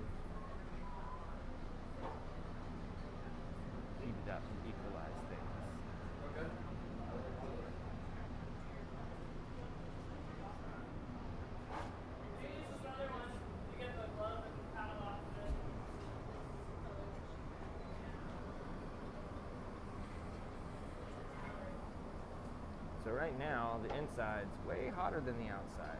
She had that glass that was on the end of the pipe pretty warm, and it dripped and filled the cup, and that cup was only at 1,000 degrees. What she stuffed into it was probably close to 1,800. So she's trying to balance that out now. She's kind of got a weird shell holder glass filled with some hot gooey glass.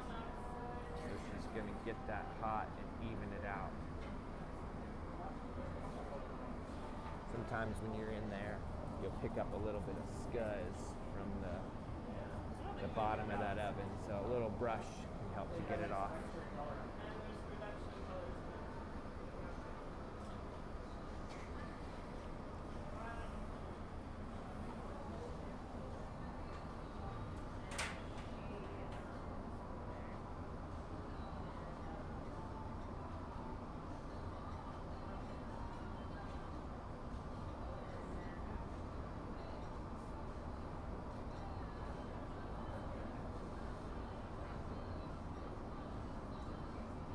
So ultimately, the goal is to blow a low bowl form that's quite thick, and then to fill it with this unique texture and add some canes of glass, some shards of glass, some colored Murinis.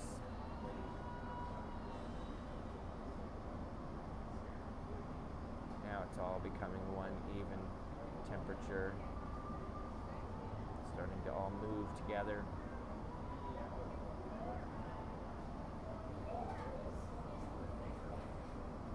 So back and forth. It's the dance. Keep it hot, work it a little bit. Keep it hot, add a little bit more. Keep it hot, shape it, influence it.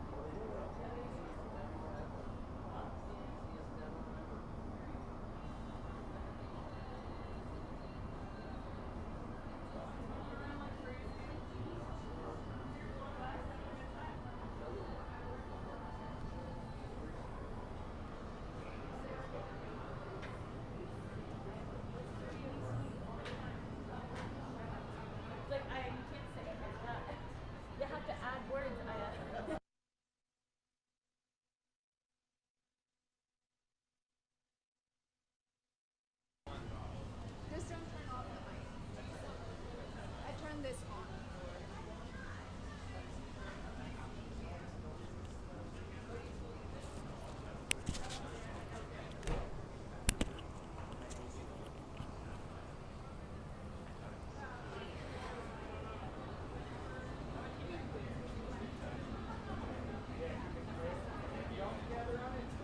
You guys, we're going to be demoing for about an hour-ish longer. So if you're local to this neighborhood in Fort Worth, come out.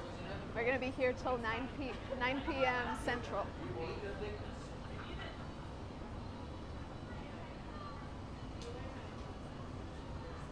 So Heather's finishing up the shaping of this piece.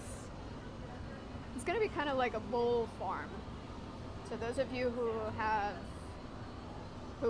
have been hanging out with us for the entire live stream, you saw her make something similar previously. We're going for a very similar shape, I believe, like a bowl shape. Now the material she's using is newspaper, just wet newspaper.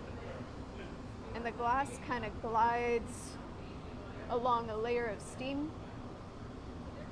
And that prevents the paper from burning up too fast. It's also such a cool material because you can put your hand super close to the glass without getting burned. So glass makers are artists, right? And they like to use their hands. But because glass is so hot, you can't really use your hands on the material without getting hurt. And so we use the newspaper to shape the glass. We use a bunch of different tools that you can see on the bench here. But of all of those tools that we use, the newspaper is the best. This is the best. Yeah.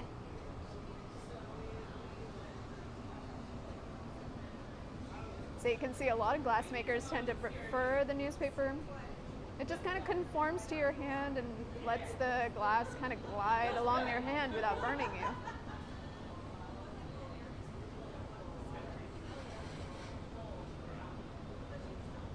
So G is heating up the glass for Heather. And you can see Heather's hand turning constantly as she's working.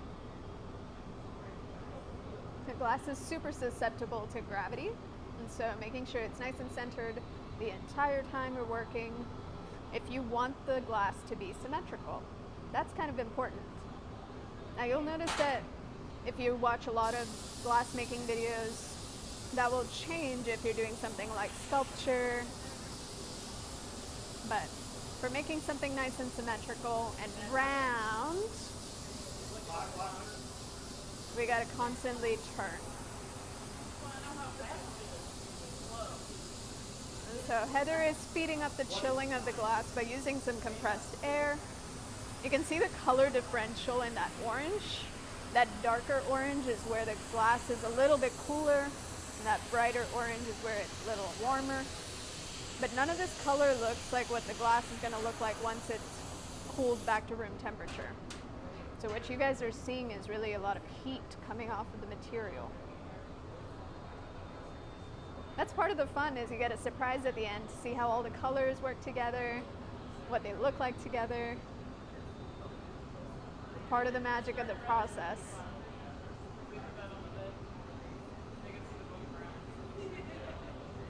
So Heather's talking with G. Brian about what she's going to do next.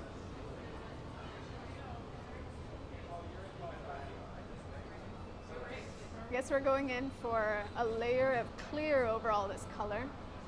So our furnace, you see there, sits at about 2100 degrees pretty much year round until the summer when we shut it down for maintenance.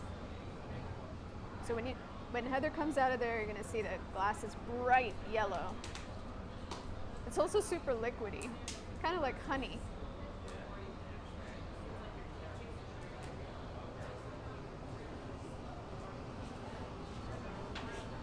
So G. Brian is at the ready with a block.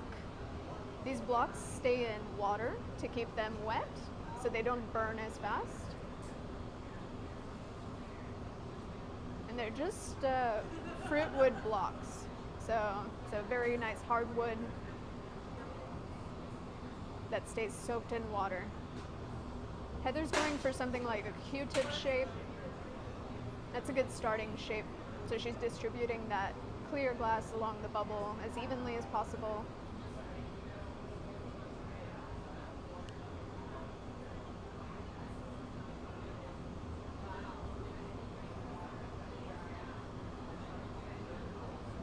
And every time she touches the glass, she's cooling it off a little bit. So in order to kind of keep the glass malleable and able to be moved around, we've got to keep heating it. So she's going to give it a little bit of air. And then you'll see her go in.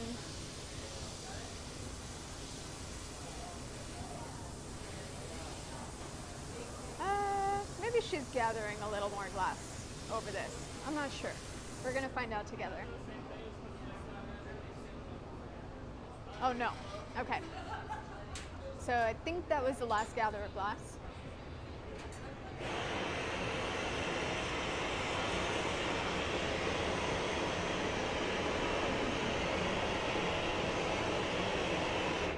The next step is heating the glass. Heather's heating up the jacks just to warm them up, giving them a little bit of a skim of beeswax to make them glide a little bit better on the glass. And then G. Brian's going to bring that pipe back to Heather at the bench. So he's given her a really nice amount of heat for her to work. Go light. And then Heather is telling G. Brian to blow through the pipe to inflate it a little bit further. So this piece is hollow, and so is that blowpipe that they're turning. Heather's using the jacks at this point for what we call a jack line. That little constriction is going to allow us to finally break the glass away from that metal pipe. So G. Brian is blowing into the end of that blowpipe to inflate the glass.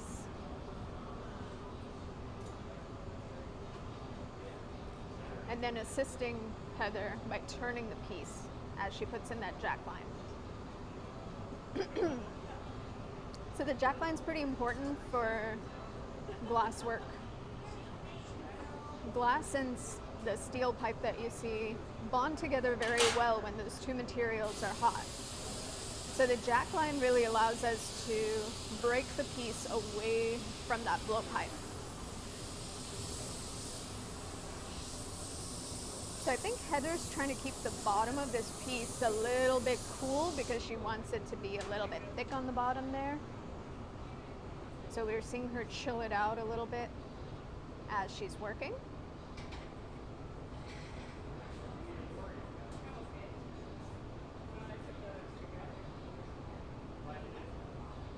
And then she's got to apply heat to get the material to move.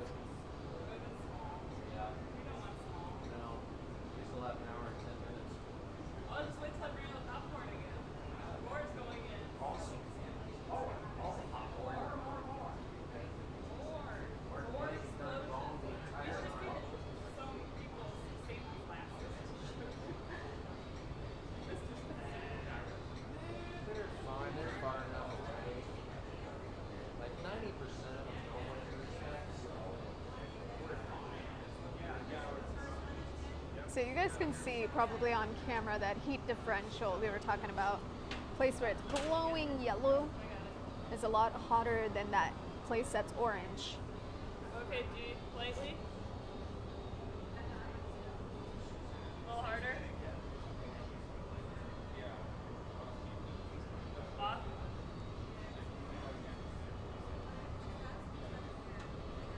So Heather's using gravity a little bit to lengthen the piece, and then using the jacks to put in and refine that jack line.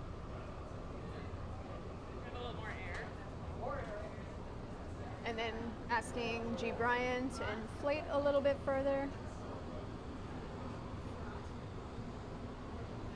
while she shapes this piece. Sorry.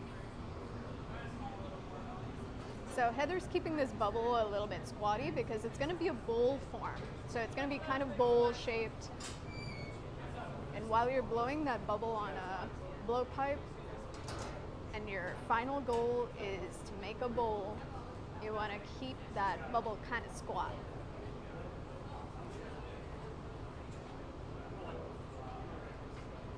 So you'll notice as she's working, as both of them are working together, they're constantly turning, constantly communicating.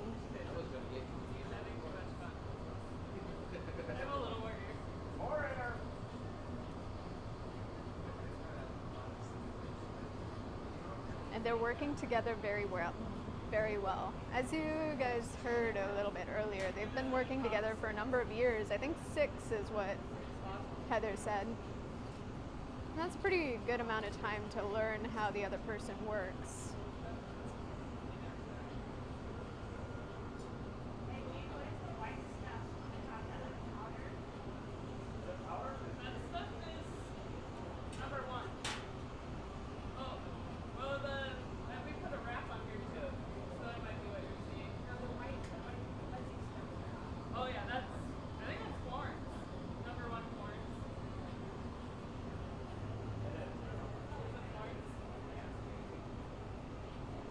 Awesome.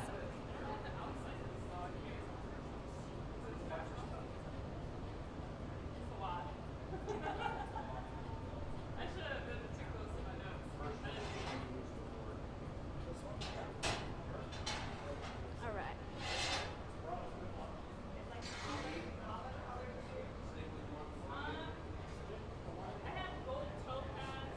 So the next step after this is to punty a piece. Now those of you who have been on our live feeds before, you watch a lot of glass making before, y'all know what the punty is. It's basically a way to transfer the piece from one pipe to a rod. And so you can see that G. Brian at this point is heating a punty rod. He's going to gather a little bit of glass from our furnace. And then he's going to shape that glass up into a tiny little punty.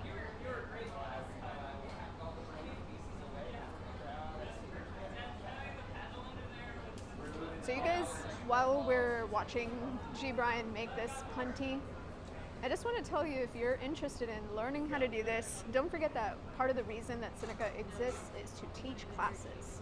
That is a primary focus at our studio. We do this other cool programming that is brought to you by grants and through the generosity of previous artists we've had, but the primary focus here is to teach you guys how to do this. So if you're interested in coming and learning how to make glasswork, check out our website. We've got a cool classes tab at the very top of our website, senecastudios.org. It'll show you all the things we offer.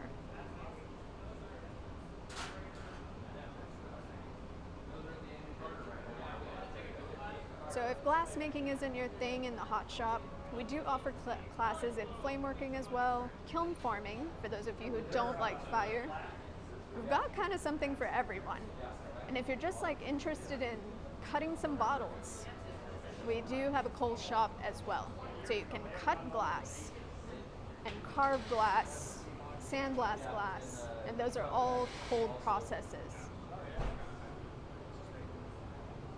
So G. Brian is offering this punty to Heather.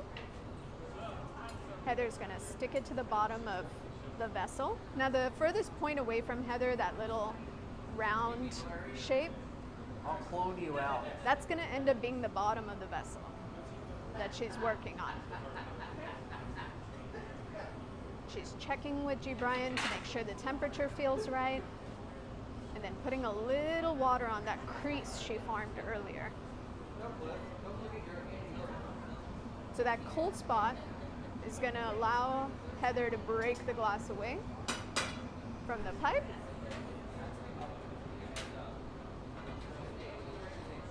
And that's how we do a transfer in this studio.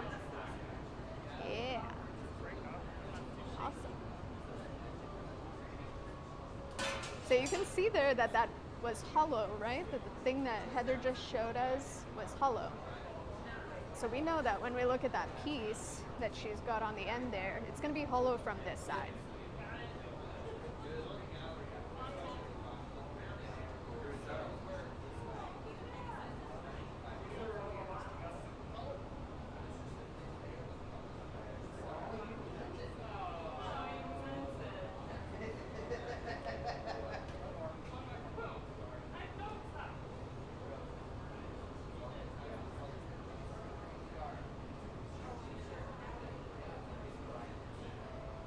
So Heather put a little bit of water on that area, right?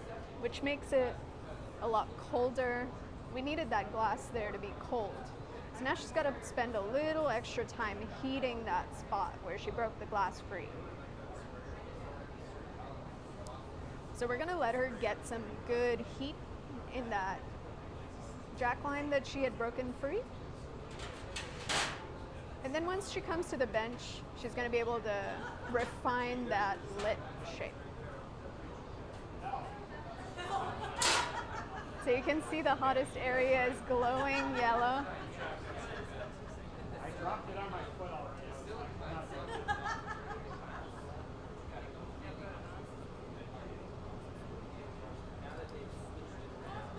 G. Brian is ready with the paddle.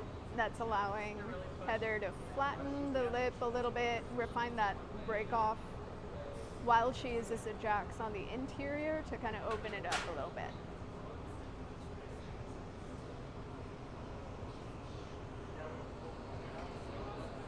As any glassmaker is working, they're going to lose heat. And so Heather's got to keep going back into that reheating chamber to heat the glass back up in order to manipulate it. Out of your way. Okay. And then it was just her. So this bit of glass is pretty thick. So Heather's spending a little extra time in that reheating chamber to allow the heat to soak into the glass. Cold glass doesn't move, and cold glass is bad. It's more prone to cracking, more likely to lose your piece, and well, you can't really do much with it because it doesn't move. So you can see the amount of heat she's got in there. The glass is really glowing. The newspaper is allowing her to shape the sides of the bowl, while G. Brian is paddling the lip. The jacks do a similar thing. They're helping shape, but they're helping to shape the interior versus the newspaper shaping the exterior. That's looking awesome.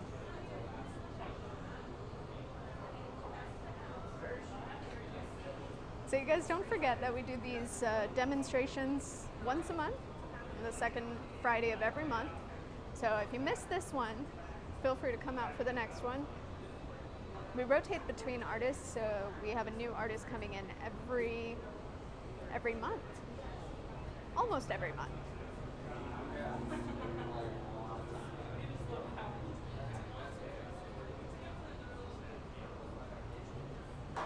It's pretty cool. I know you guys are watching glassmaking online, but it is a different experience in person for sure. So highly encourage, if you've never been out to our studio, come check it out.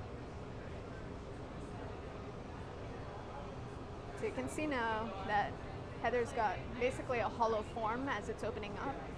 We can see that hollow interior. It's a bowl shape.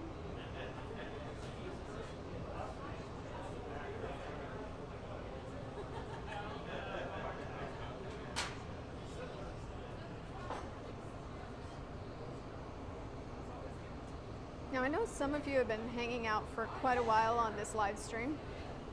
You guys know what comes next. So after Heather opens up this bowl, we're going to add some pieces into the interior, pieces that she has pre-prepared. So glassmaking doesn't necessarily happen all in one go. As you saw earlier in the demonstration, Heather had a stuff cup that had been prepared before her demonstration. She also has pieces in the garage that we're going to pick up and put inside this bowl form. And then you guys won't get to see the finished pieces tonight, but if you're interested in coming and checking out what they look like, we're going to have them on display in the gallery for third Thursday. So the third Thursday of this month, these pieces will be in the gallery for you to check out. And I can guarantee you the glass looks totally different when it isn't hot. So you'll want to check that out.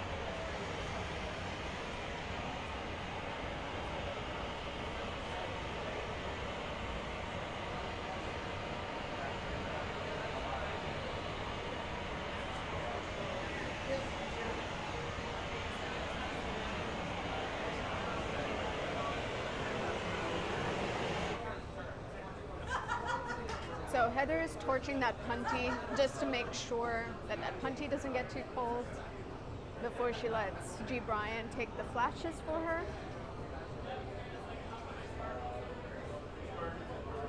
And so that reheating chamber is sitting at around maybe 2200-2300 degrees.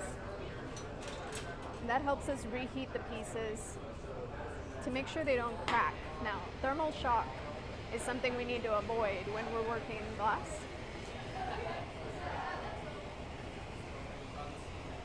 And thermal shock is basically allowing the glass to get too cold too fast or too hot too fast. It's a quick change in temperature. And glass really, really hates that. So we gotta make sure we don't do that.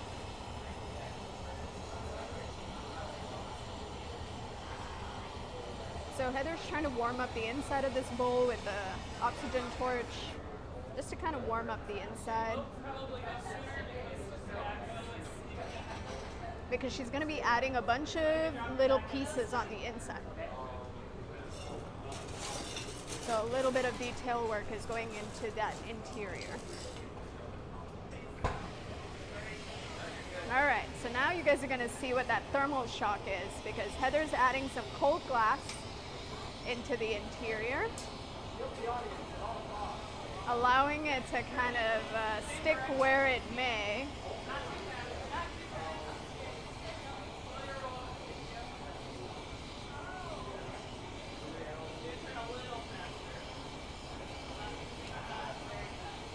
So you can see that cold glass kind of popping as she is working. And it is, because it is cold, cold glass will thermal shock and just kind of explode if it gets hot too fast.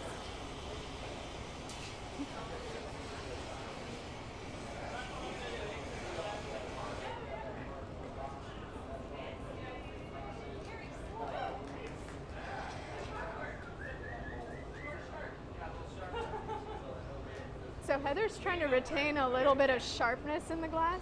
That's why she's adding it cold. It's like to also get a bunch of tiny little pieces of glass on that interior for texture. So if she tried to do that with warm glass, it would take quite a long time to put all those pieces on the inside. So we're doing it with a little bit of cold glass. Now in the meantime, the team has got this glass in the garage. Spencer is helping with this part. So Heather pre-prepared some pieces she's going to add into the interior. Spencer is helping to pick those up.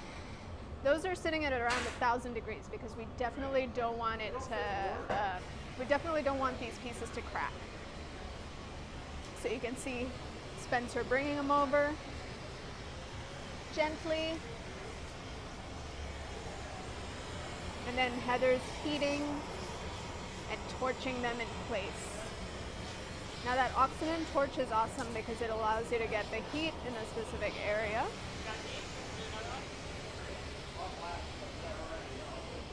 And G. Brian's gonna flash the piece to make sure it doesn't crack. So we've got to heat it. To keep that heat in the punty, we've got to keep the heat in the vessel. Cracking is bad, right? And so making sure we keep everything nice and warm.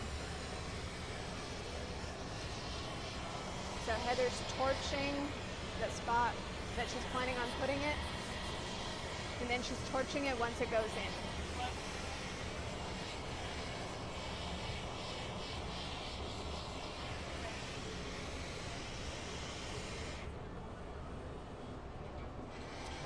And then we got to balance that with a little bit of heat. So we can't hang out outside the reheating chamber for too long because the bowl would explode. So you can see the timing of the team here. It's pretty impressive actually. Spencer's coming over right at the right time, making sure he doesn't overheat those pieces. G. Brian is keeping an eye on the piece and making sure to flash to keep the punty warm, keep the piece warm. And Heather's not really giving them much instruction. So it's pretty amazing communication between these folks here. So Spencer over here is picking up some more pieces from the garage. So the pieces were made ahead of time. You guys can see in there. Maybe, yeah. Heather made a bunch of those pieces, and they're sitting at about 1,000 degrees.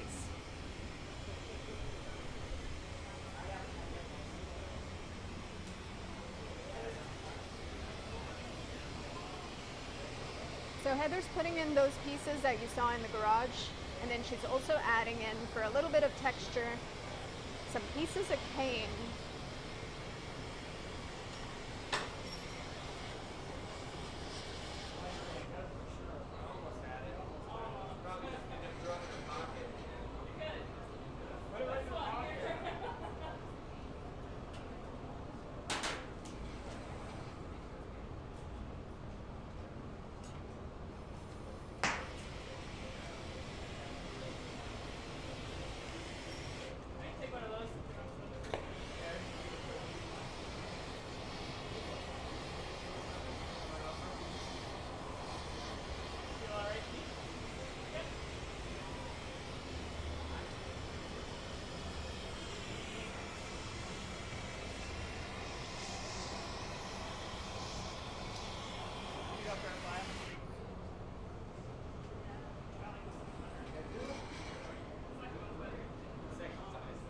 So it's a delicate balance, right? You got to make sure the piece doesn't get too cold. It shouldn't get hot enough that it moves again. And the timing's got to be right for assembling the pieces.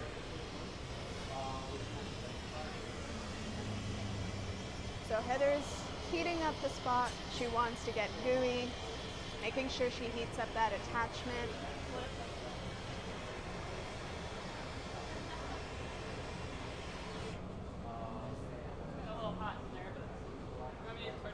And she's trying to keep a really good balance of heat because she doesn't want to lose all that texture that's on the inside.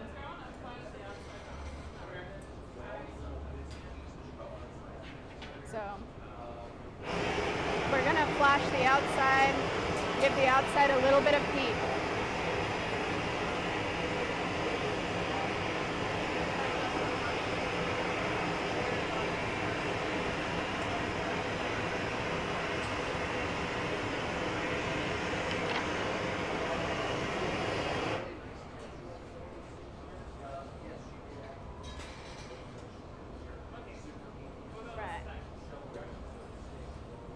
Heather's doing great by making sure that the piece doesn't get too cold on the back.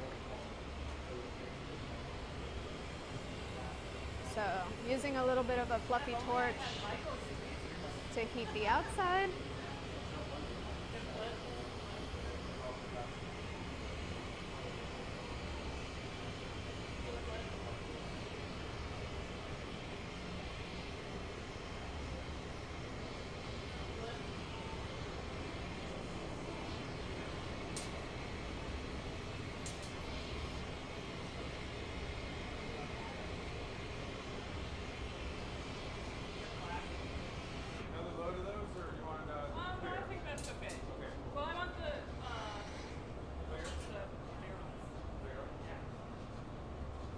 So there's some more parts that are in this garage that Heather wants to pick up.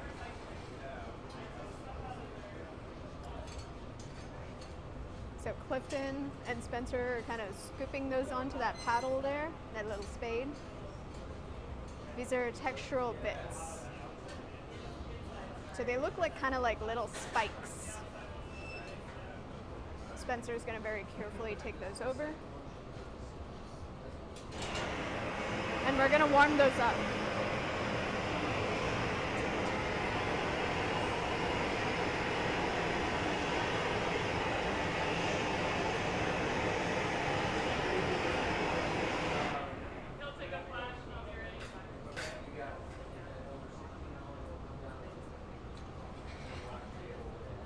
And then as soon as Spencer's ready with the heat and Brian's ready, look at that timing, guys. Heather's gonna pick up these pieces slowly. And she's gonna selectively place them.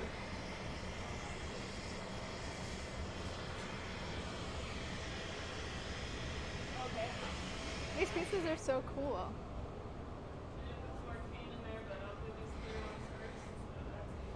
So cool.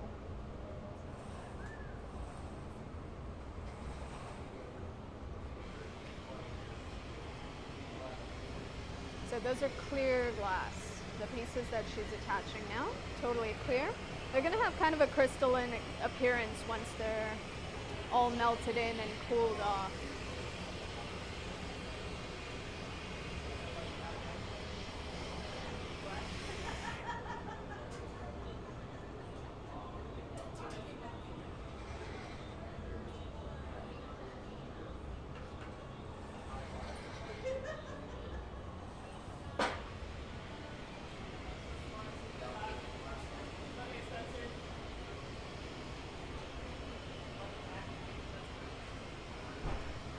You can see that Heather has to torch the area. She's torching the piece she's adding. And then once the piece is stuck on, she's torching the connection point.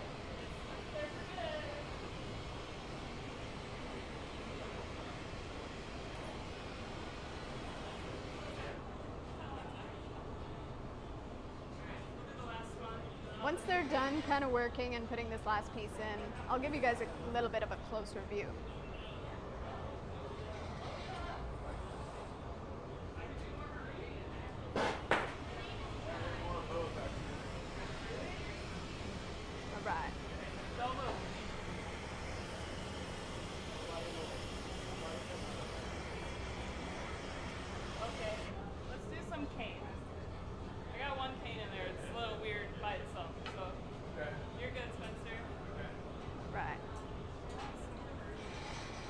So G. Brian's gonna heat the glass up one more time before Heather starts adding a little bit of cane in. So cane are these strips of glass, it's little rods. She's got to do the same thing. She's got to torch the end of it where she's planning on sticking it to warm it up. Oop. And then she's going to stick it where she wants it to go.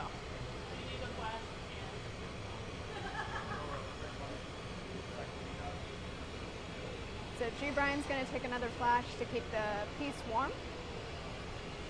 Heather's got some heat in that rod now. You can probably see that on camera. The end is glowing quite a bit.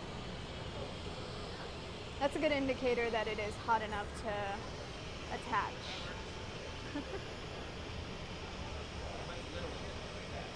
Yeah, the piece broke off in there after it stuck. She's adding another little chunk. That works. That works exactly how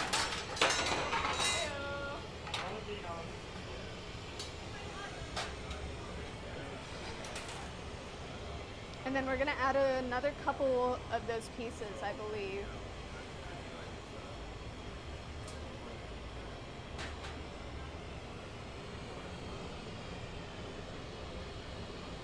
So if you like the look of this torch and you're interested in learning how to use one, Flameworking Studio might be the right studio for you to play in. These torches are amazing because they allow you to spot heat specific areas. And learning how to use them, you're going to get the best instruction in the Flameworking Studio. So something to consider if you're interested in learning how to use a torch. Let's do 2 more broken marini and 2 more clear chunks. Okay. So Heather's going to attach a few more of these clear bits and a few more of those marini pieces. So the team's preparing the garage.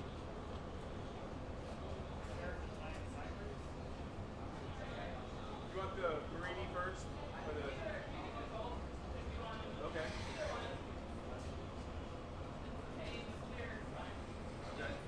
Yeah, we're all set up right here for it.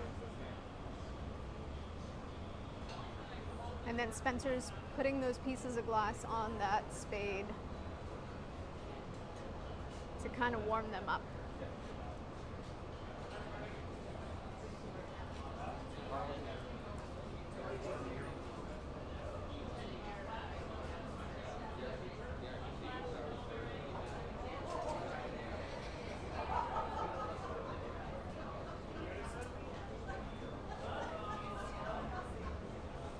So once the 2 are ready, we're going to add a few more of those pieces.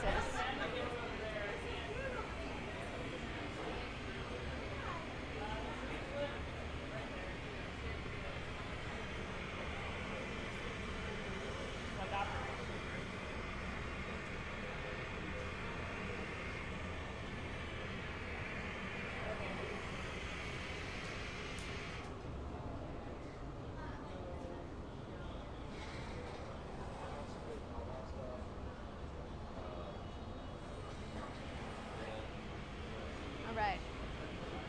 I'm going to let Clifton take over for a little bit so I can get some water. Awesome. Thanks, Clifton. Yeah, I'm back on the mic, everybody. Thank Everyone you, say Jean. hi, Clifton. Hi, everybody say hi, Cliff. Hi, everybody. Now we're all friends. Now, Jean's a little afraid of getting close. I'm not that worried about, like, this is Kevin's phone and all, but I'm not. I've only melted one. I've only melted one phone. We won't melt it. So this piece is coming together nicely. I'm sure Heather's going to add some more components. Looks like she's really filling this one with more. These pieces look a little more fractured. Actually, can you flip?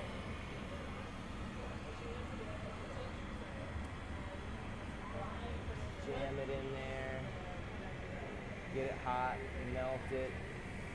So oftentimes when we make components, sometimes we'll cold work them, we'll grind them, we'll cut them, we'll dice them up, we'll sandblast them, we'll engrave them. And so in that process, there's some slight textures. And so when you bring them back up, heat them again, and then assemble in this way, sometimes the surface is kind of a matte finish. And so I've been watching as Heather's been doing this, and she's kind of going in, she's sticking it where she wants it, and then she's going back with the torch and she's heating those edges. She's getting the surface hot right now, and that sand, that kind of satin finish melts away. And then when G. Brian takes it to the heat, it's going in, and that heat that she placed on the surface is soaking in a little bit right now. So right about now, the scratches from the diamonds that we use to cold work are melting away. And she's going to go back and try to find the one she just put in there, and she's heating everything up a little, scooching it around, making some slight adjustments, and trying her best to what we call fire polish all of the surfaces in there. Ooh, that looks rocking. But we can't let it get too cold. You can see there's a constant dance back to the heat. Now that Heather's going to sit, you can probably get a good view into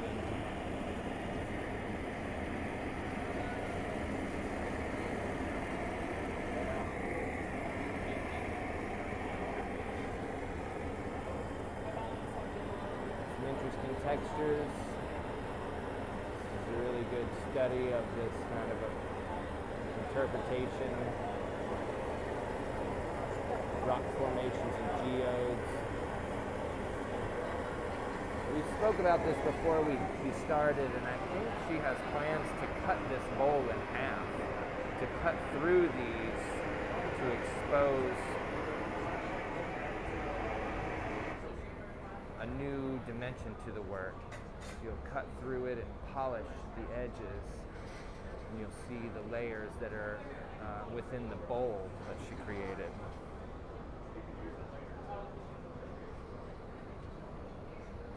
Going to do some final evaluation.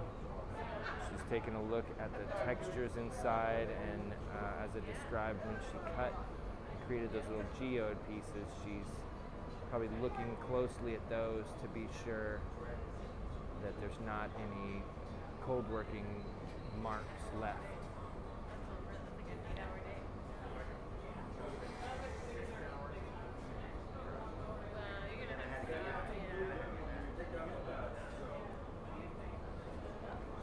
Looks like she's wanting to add some more to it.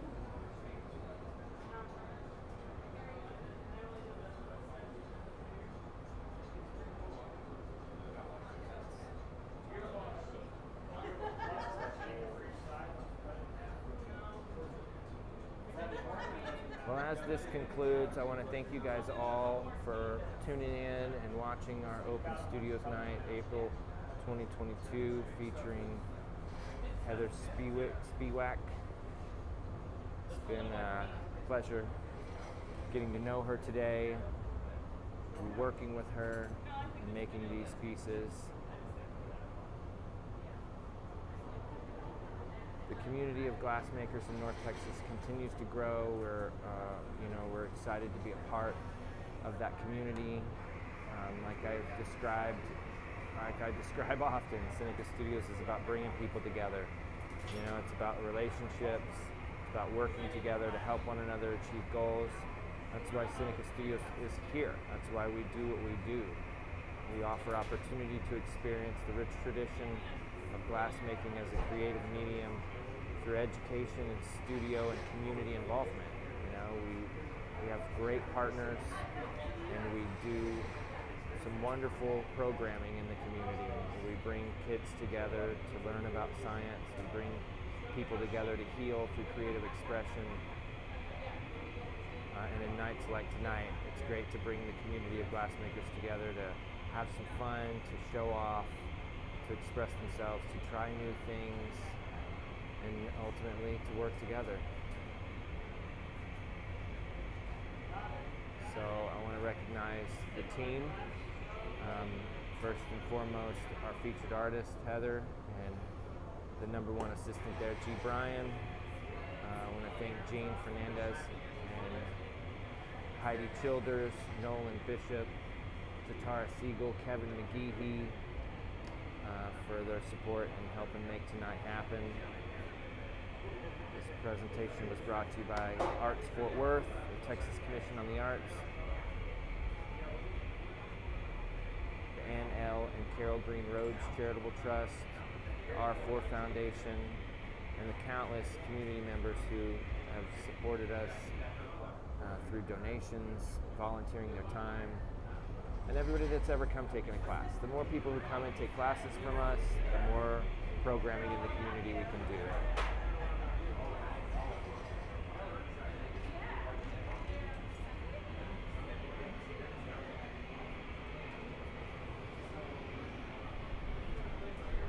Oh, that's okay. Okay.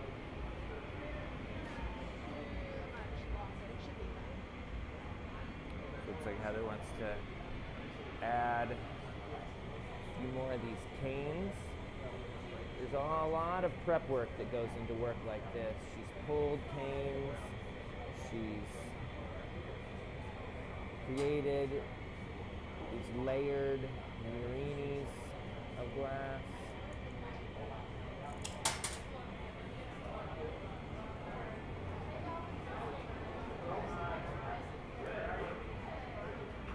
Heating them up, bringing them together, combining them.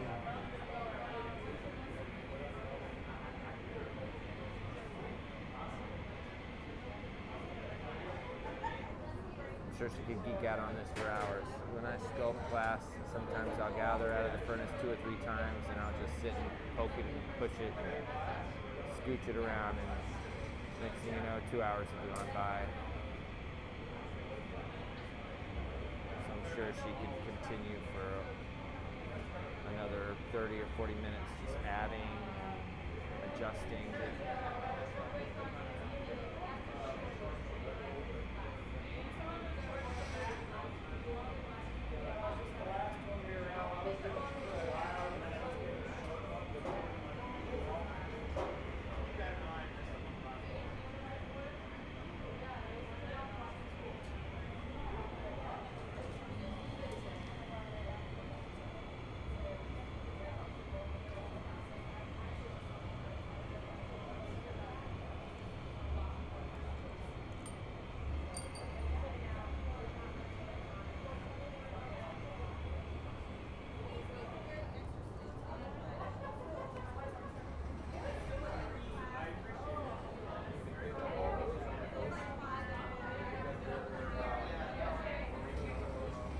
The name of the game in this process is balance.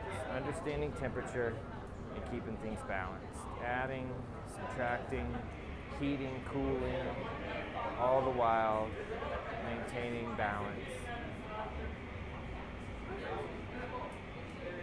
So for those of you who are wondering how that's done, it's patience, it's experience, understanding failure is a part of any process, and learning from that failure, really keeping an eye on the temperatures, and then turn that pipe. Look at that hand, look at that, that's the hand cam right there. That's the hand cam. You want to watch a good glass blower, watch their hands. That's how they roll the pipe. It tells you a lot.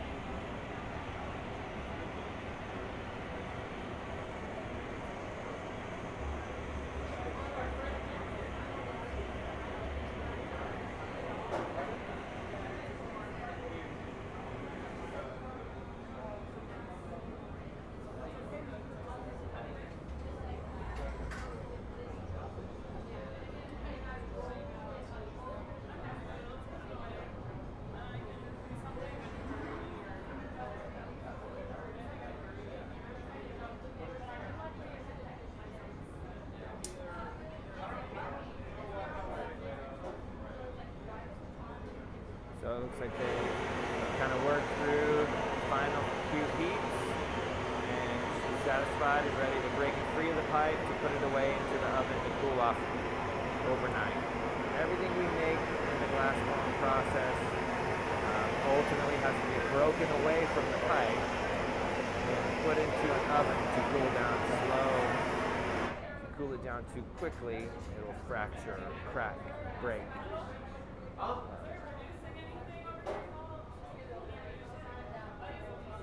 Just a fluffy. We could really open up the gas on the hole, but So she was asking about a really interesting kind of part of the chemistry. So there's a lot to think about when it comes to the composition of the glass. There's a lot of metals, there's a lot of minerals, and if you expose those colors to a certain environment, the metals will kind of surface. They'll show up in a different way. So if you create a very gas-rich environment, or an environment that has a low or a reduced amount of oxygen, you can cause those metals to shine and sparkle. So she was asking about reducing the oxygen in the chamber that we reheat in. In this moment, she's ready to free it from the pipe. She's putting drops of water right onto the bottom and then tapping the pipe. That breaks free and then goes across the room to be shown to the audience and into the oven to cool slowly. G. Bryant's placing it into the oven. Yeah, very good. Nice moves. Very nice moves. Thank you very much, Heather, for being with us tonight. Thank you all for joining us. I think we're going to talk with her a little and let the in-person audience have some time with her. Thank you guys all for tuning in. We're going to take a break. We may come back with a little bit more, but we may not. So have a wonderful evening. Come back and join us again. We will be live streaming demonstrations during the Arts Goggle on April 23rd.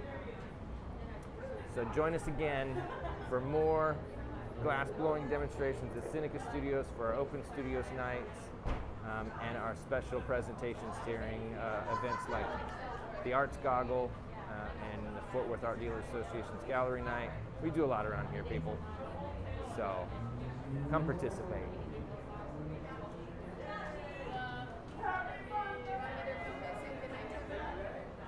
Let's see what the team's going to do. See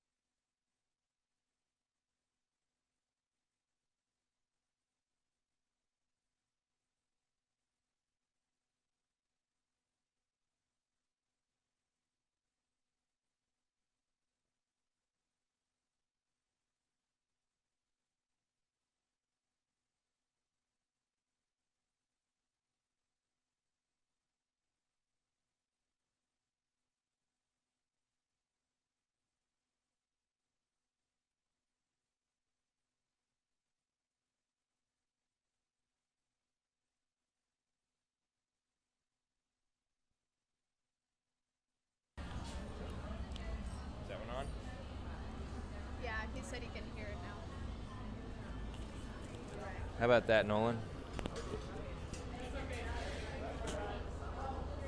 Is that better? All right. You were plugging in the wrong line, brother. Oh, I plugged it. Oh, okay, yeah, that sounds right. I had the technology plugged in incorrectly. That sounds exactly like something I would do. All right, so we're gonna make a cage cup here.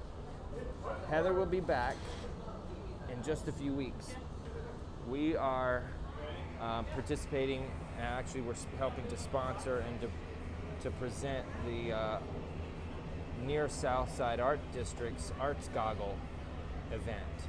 So on the 23rd, we will be presenting demonstrations from many artists all day long during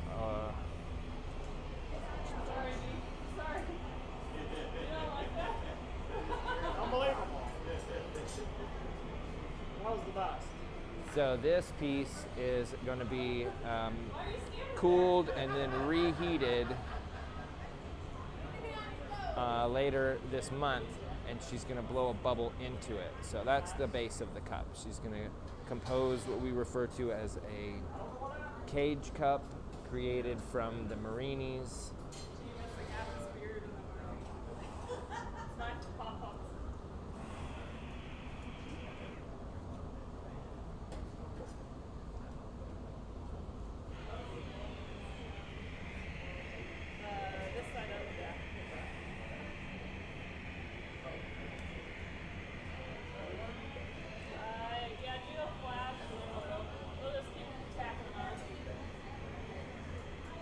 We're gonna build a form, a cup form out of these, and then we'll cool it. We'll put it in the oven and cool it off slowly, and then reheat it. Looks like it's got cracks throughout it. We'll just have to torch it or maybe it's not.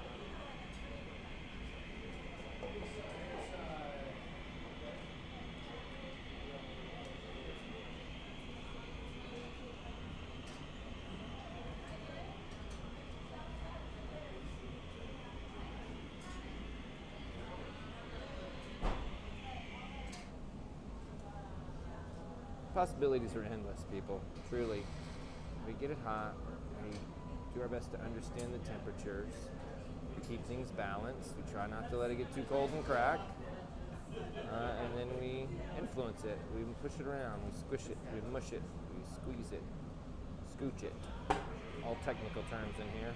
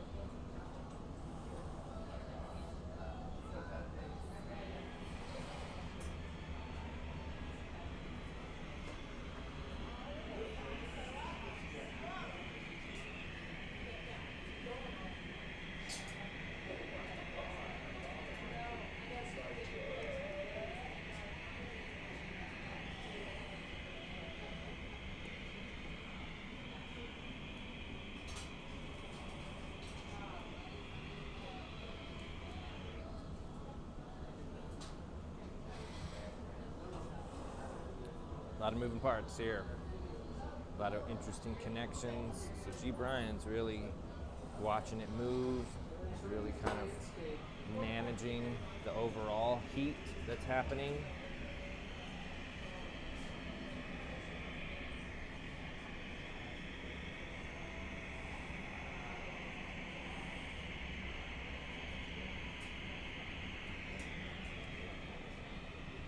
See the cup starting to come alive. building up the base of it, and she'll just keep adding, probably add until they run out. Just make some form of a cup. I think so. Yeah, we have. Talking about how many they have left in there. Yeah, I have about 8 pieces. This is one of the smaller ones. There's a couple other ones that are good size half pieces. So. Ready for one more little one? Yeah, I could do a little one.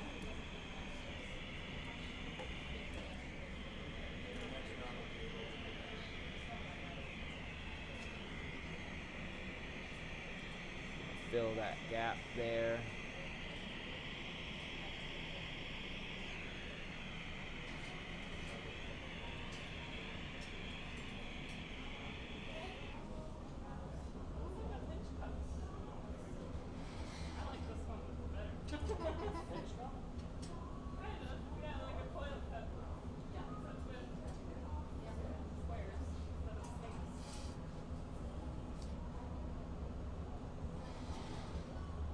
So Spencer's got 4 more, it looks like. He's going to bring some over. Get everybody in the shot. Gene documenting. This is the view from person in charge.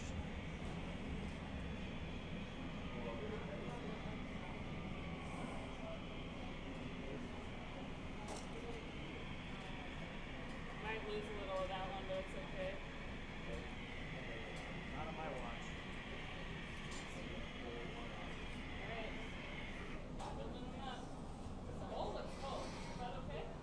The hole's off. Hole's off. Oh, okay. That's alright. We could just It's stay nice there. for flashing. It's okay. Yeah, it's fine. I don't mind. I don't know, I didn't notice either.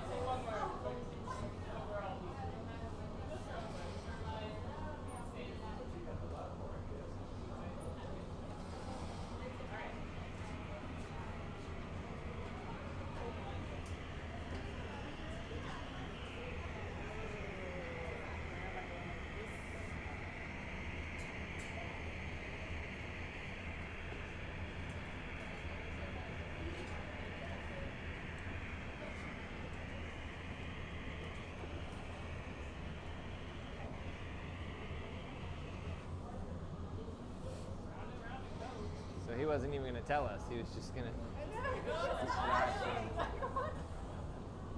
We don't need a hole.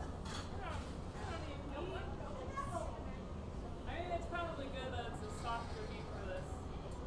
Yeah, I didn't say anything because it was perfect. It's like 1,500 degrees. I was like, oh, this is great.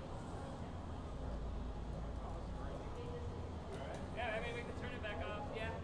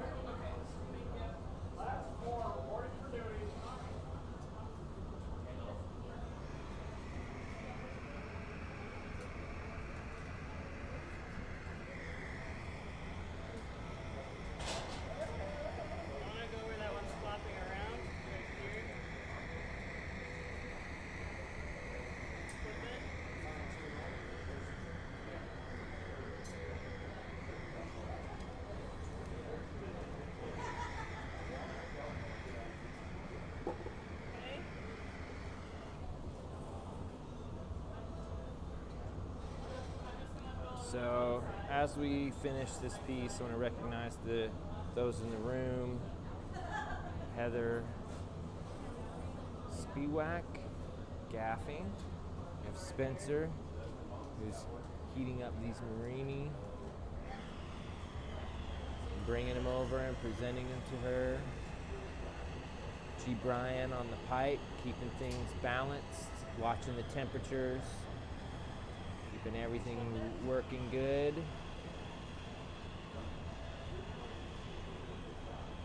That looks gorgeous. With all the fire shooting out through the holes. That's so cool. What's it? Looks good. More fire. More fire. Thank you. It's cool. They're like dominoes. Kevin McGeehe's been photographing. Jean Fernandez over there photographing. Hi, Jean. Tara Siegel talking with the crowd. We got Krista Westbrook in the house. Carlin Ray. Everybody's around. Here we go. Nolan. Check out Nolan. Nolan's working it. Yeah, buddy. Producing the show from the back end.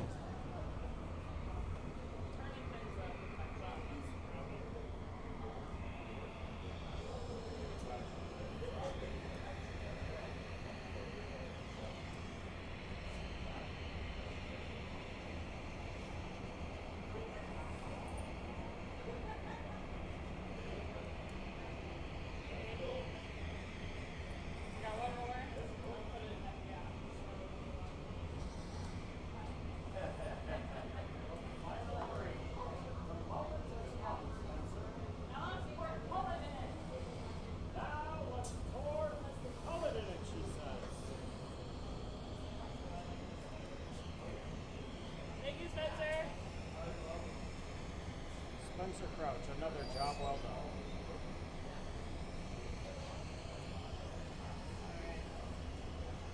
Just do like an overall leaf and I'll try and shape it so it's something I can blend into. I'll probably So they got all the pieces on there that they have. She's just gonna kind of scooch that into a bit of a cup shape. And then we'll kind of balance out the temperatures and put it away in the annealing oven to cool off slow. And then ultimately we'll heat it back up and drop a bubble in there. So she's gonna kind of scooch things around and make some new connections.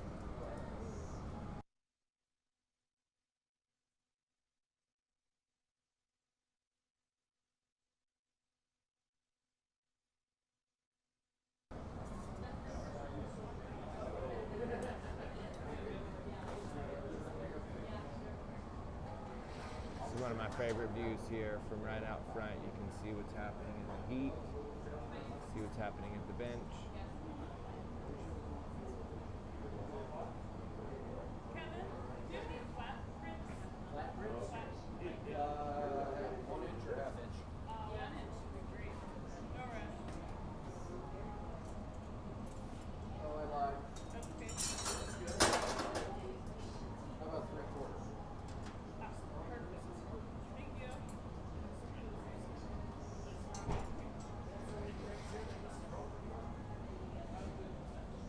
Cream piece.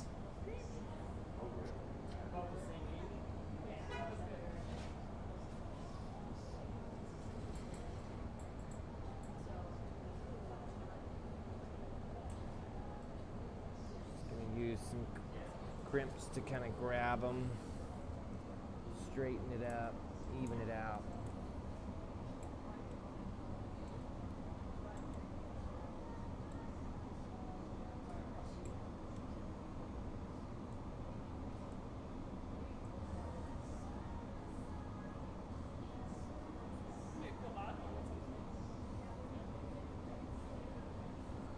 Now I wish I had more Marini.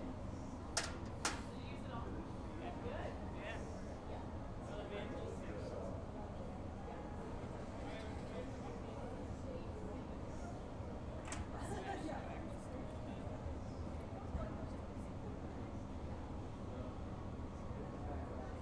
So this will be for April 23rd.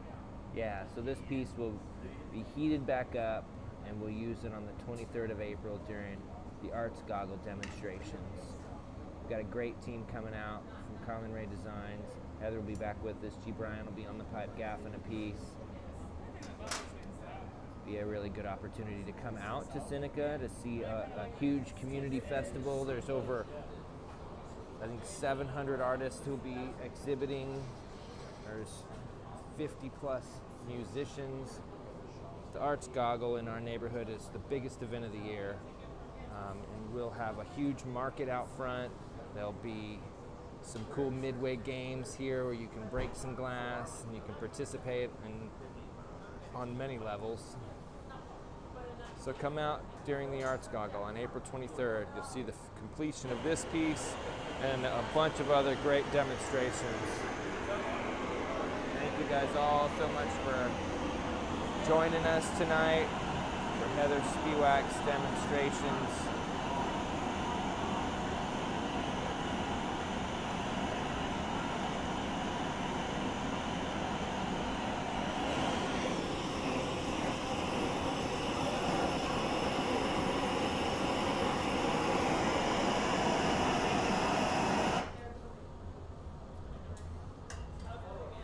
Yes, do that again.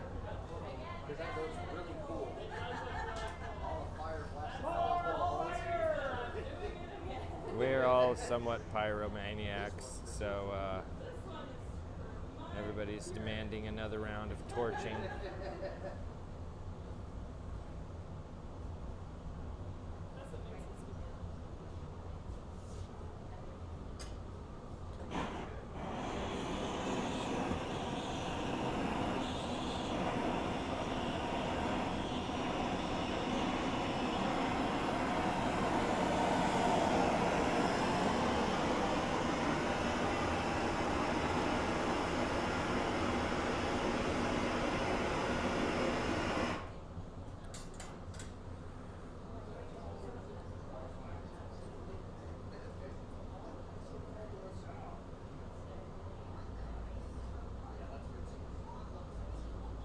Just closing it down a little bit.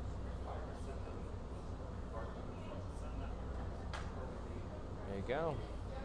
Got a little cage cup. Cup composed of marinis, kind of melted together in a way.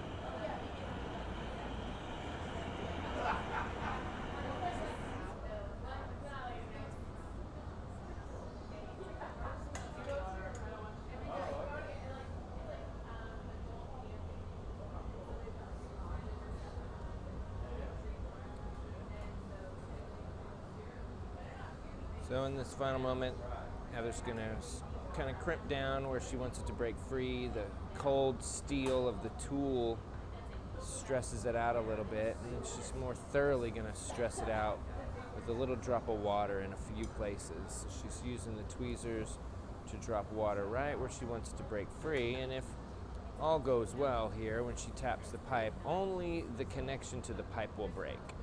And all of those weird, intricate connections to the cage cup don't break. And it worked. Excellent. So thanks again, everybody, for watching. That one's in the box now. I'm gonna thank Heather for being here.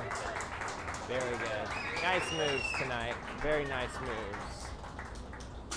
So thank you guys all again for watching.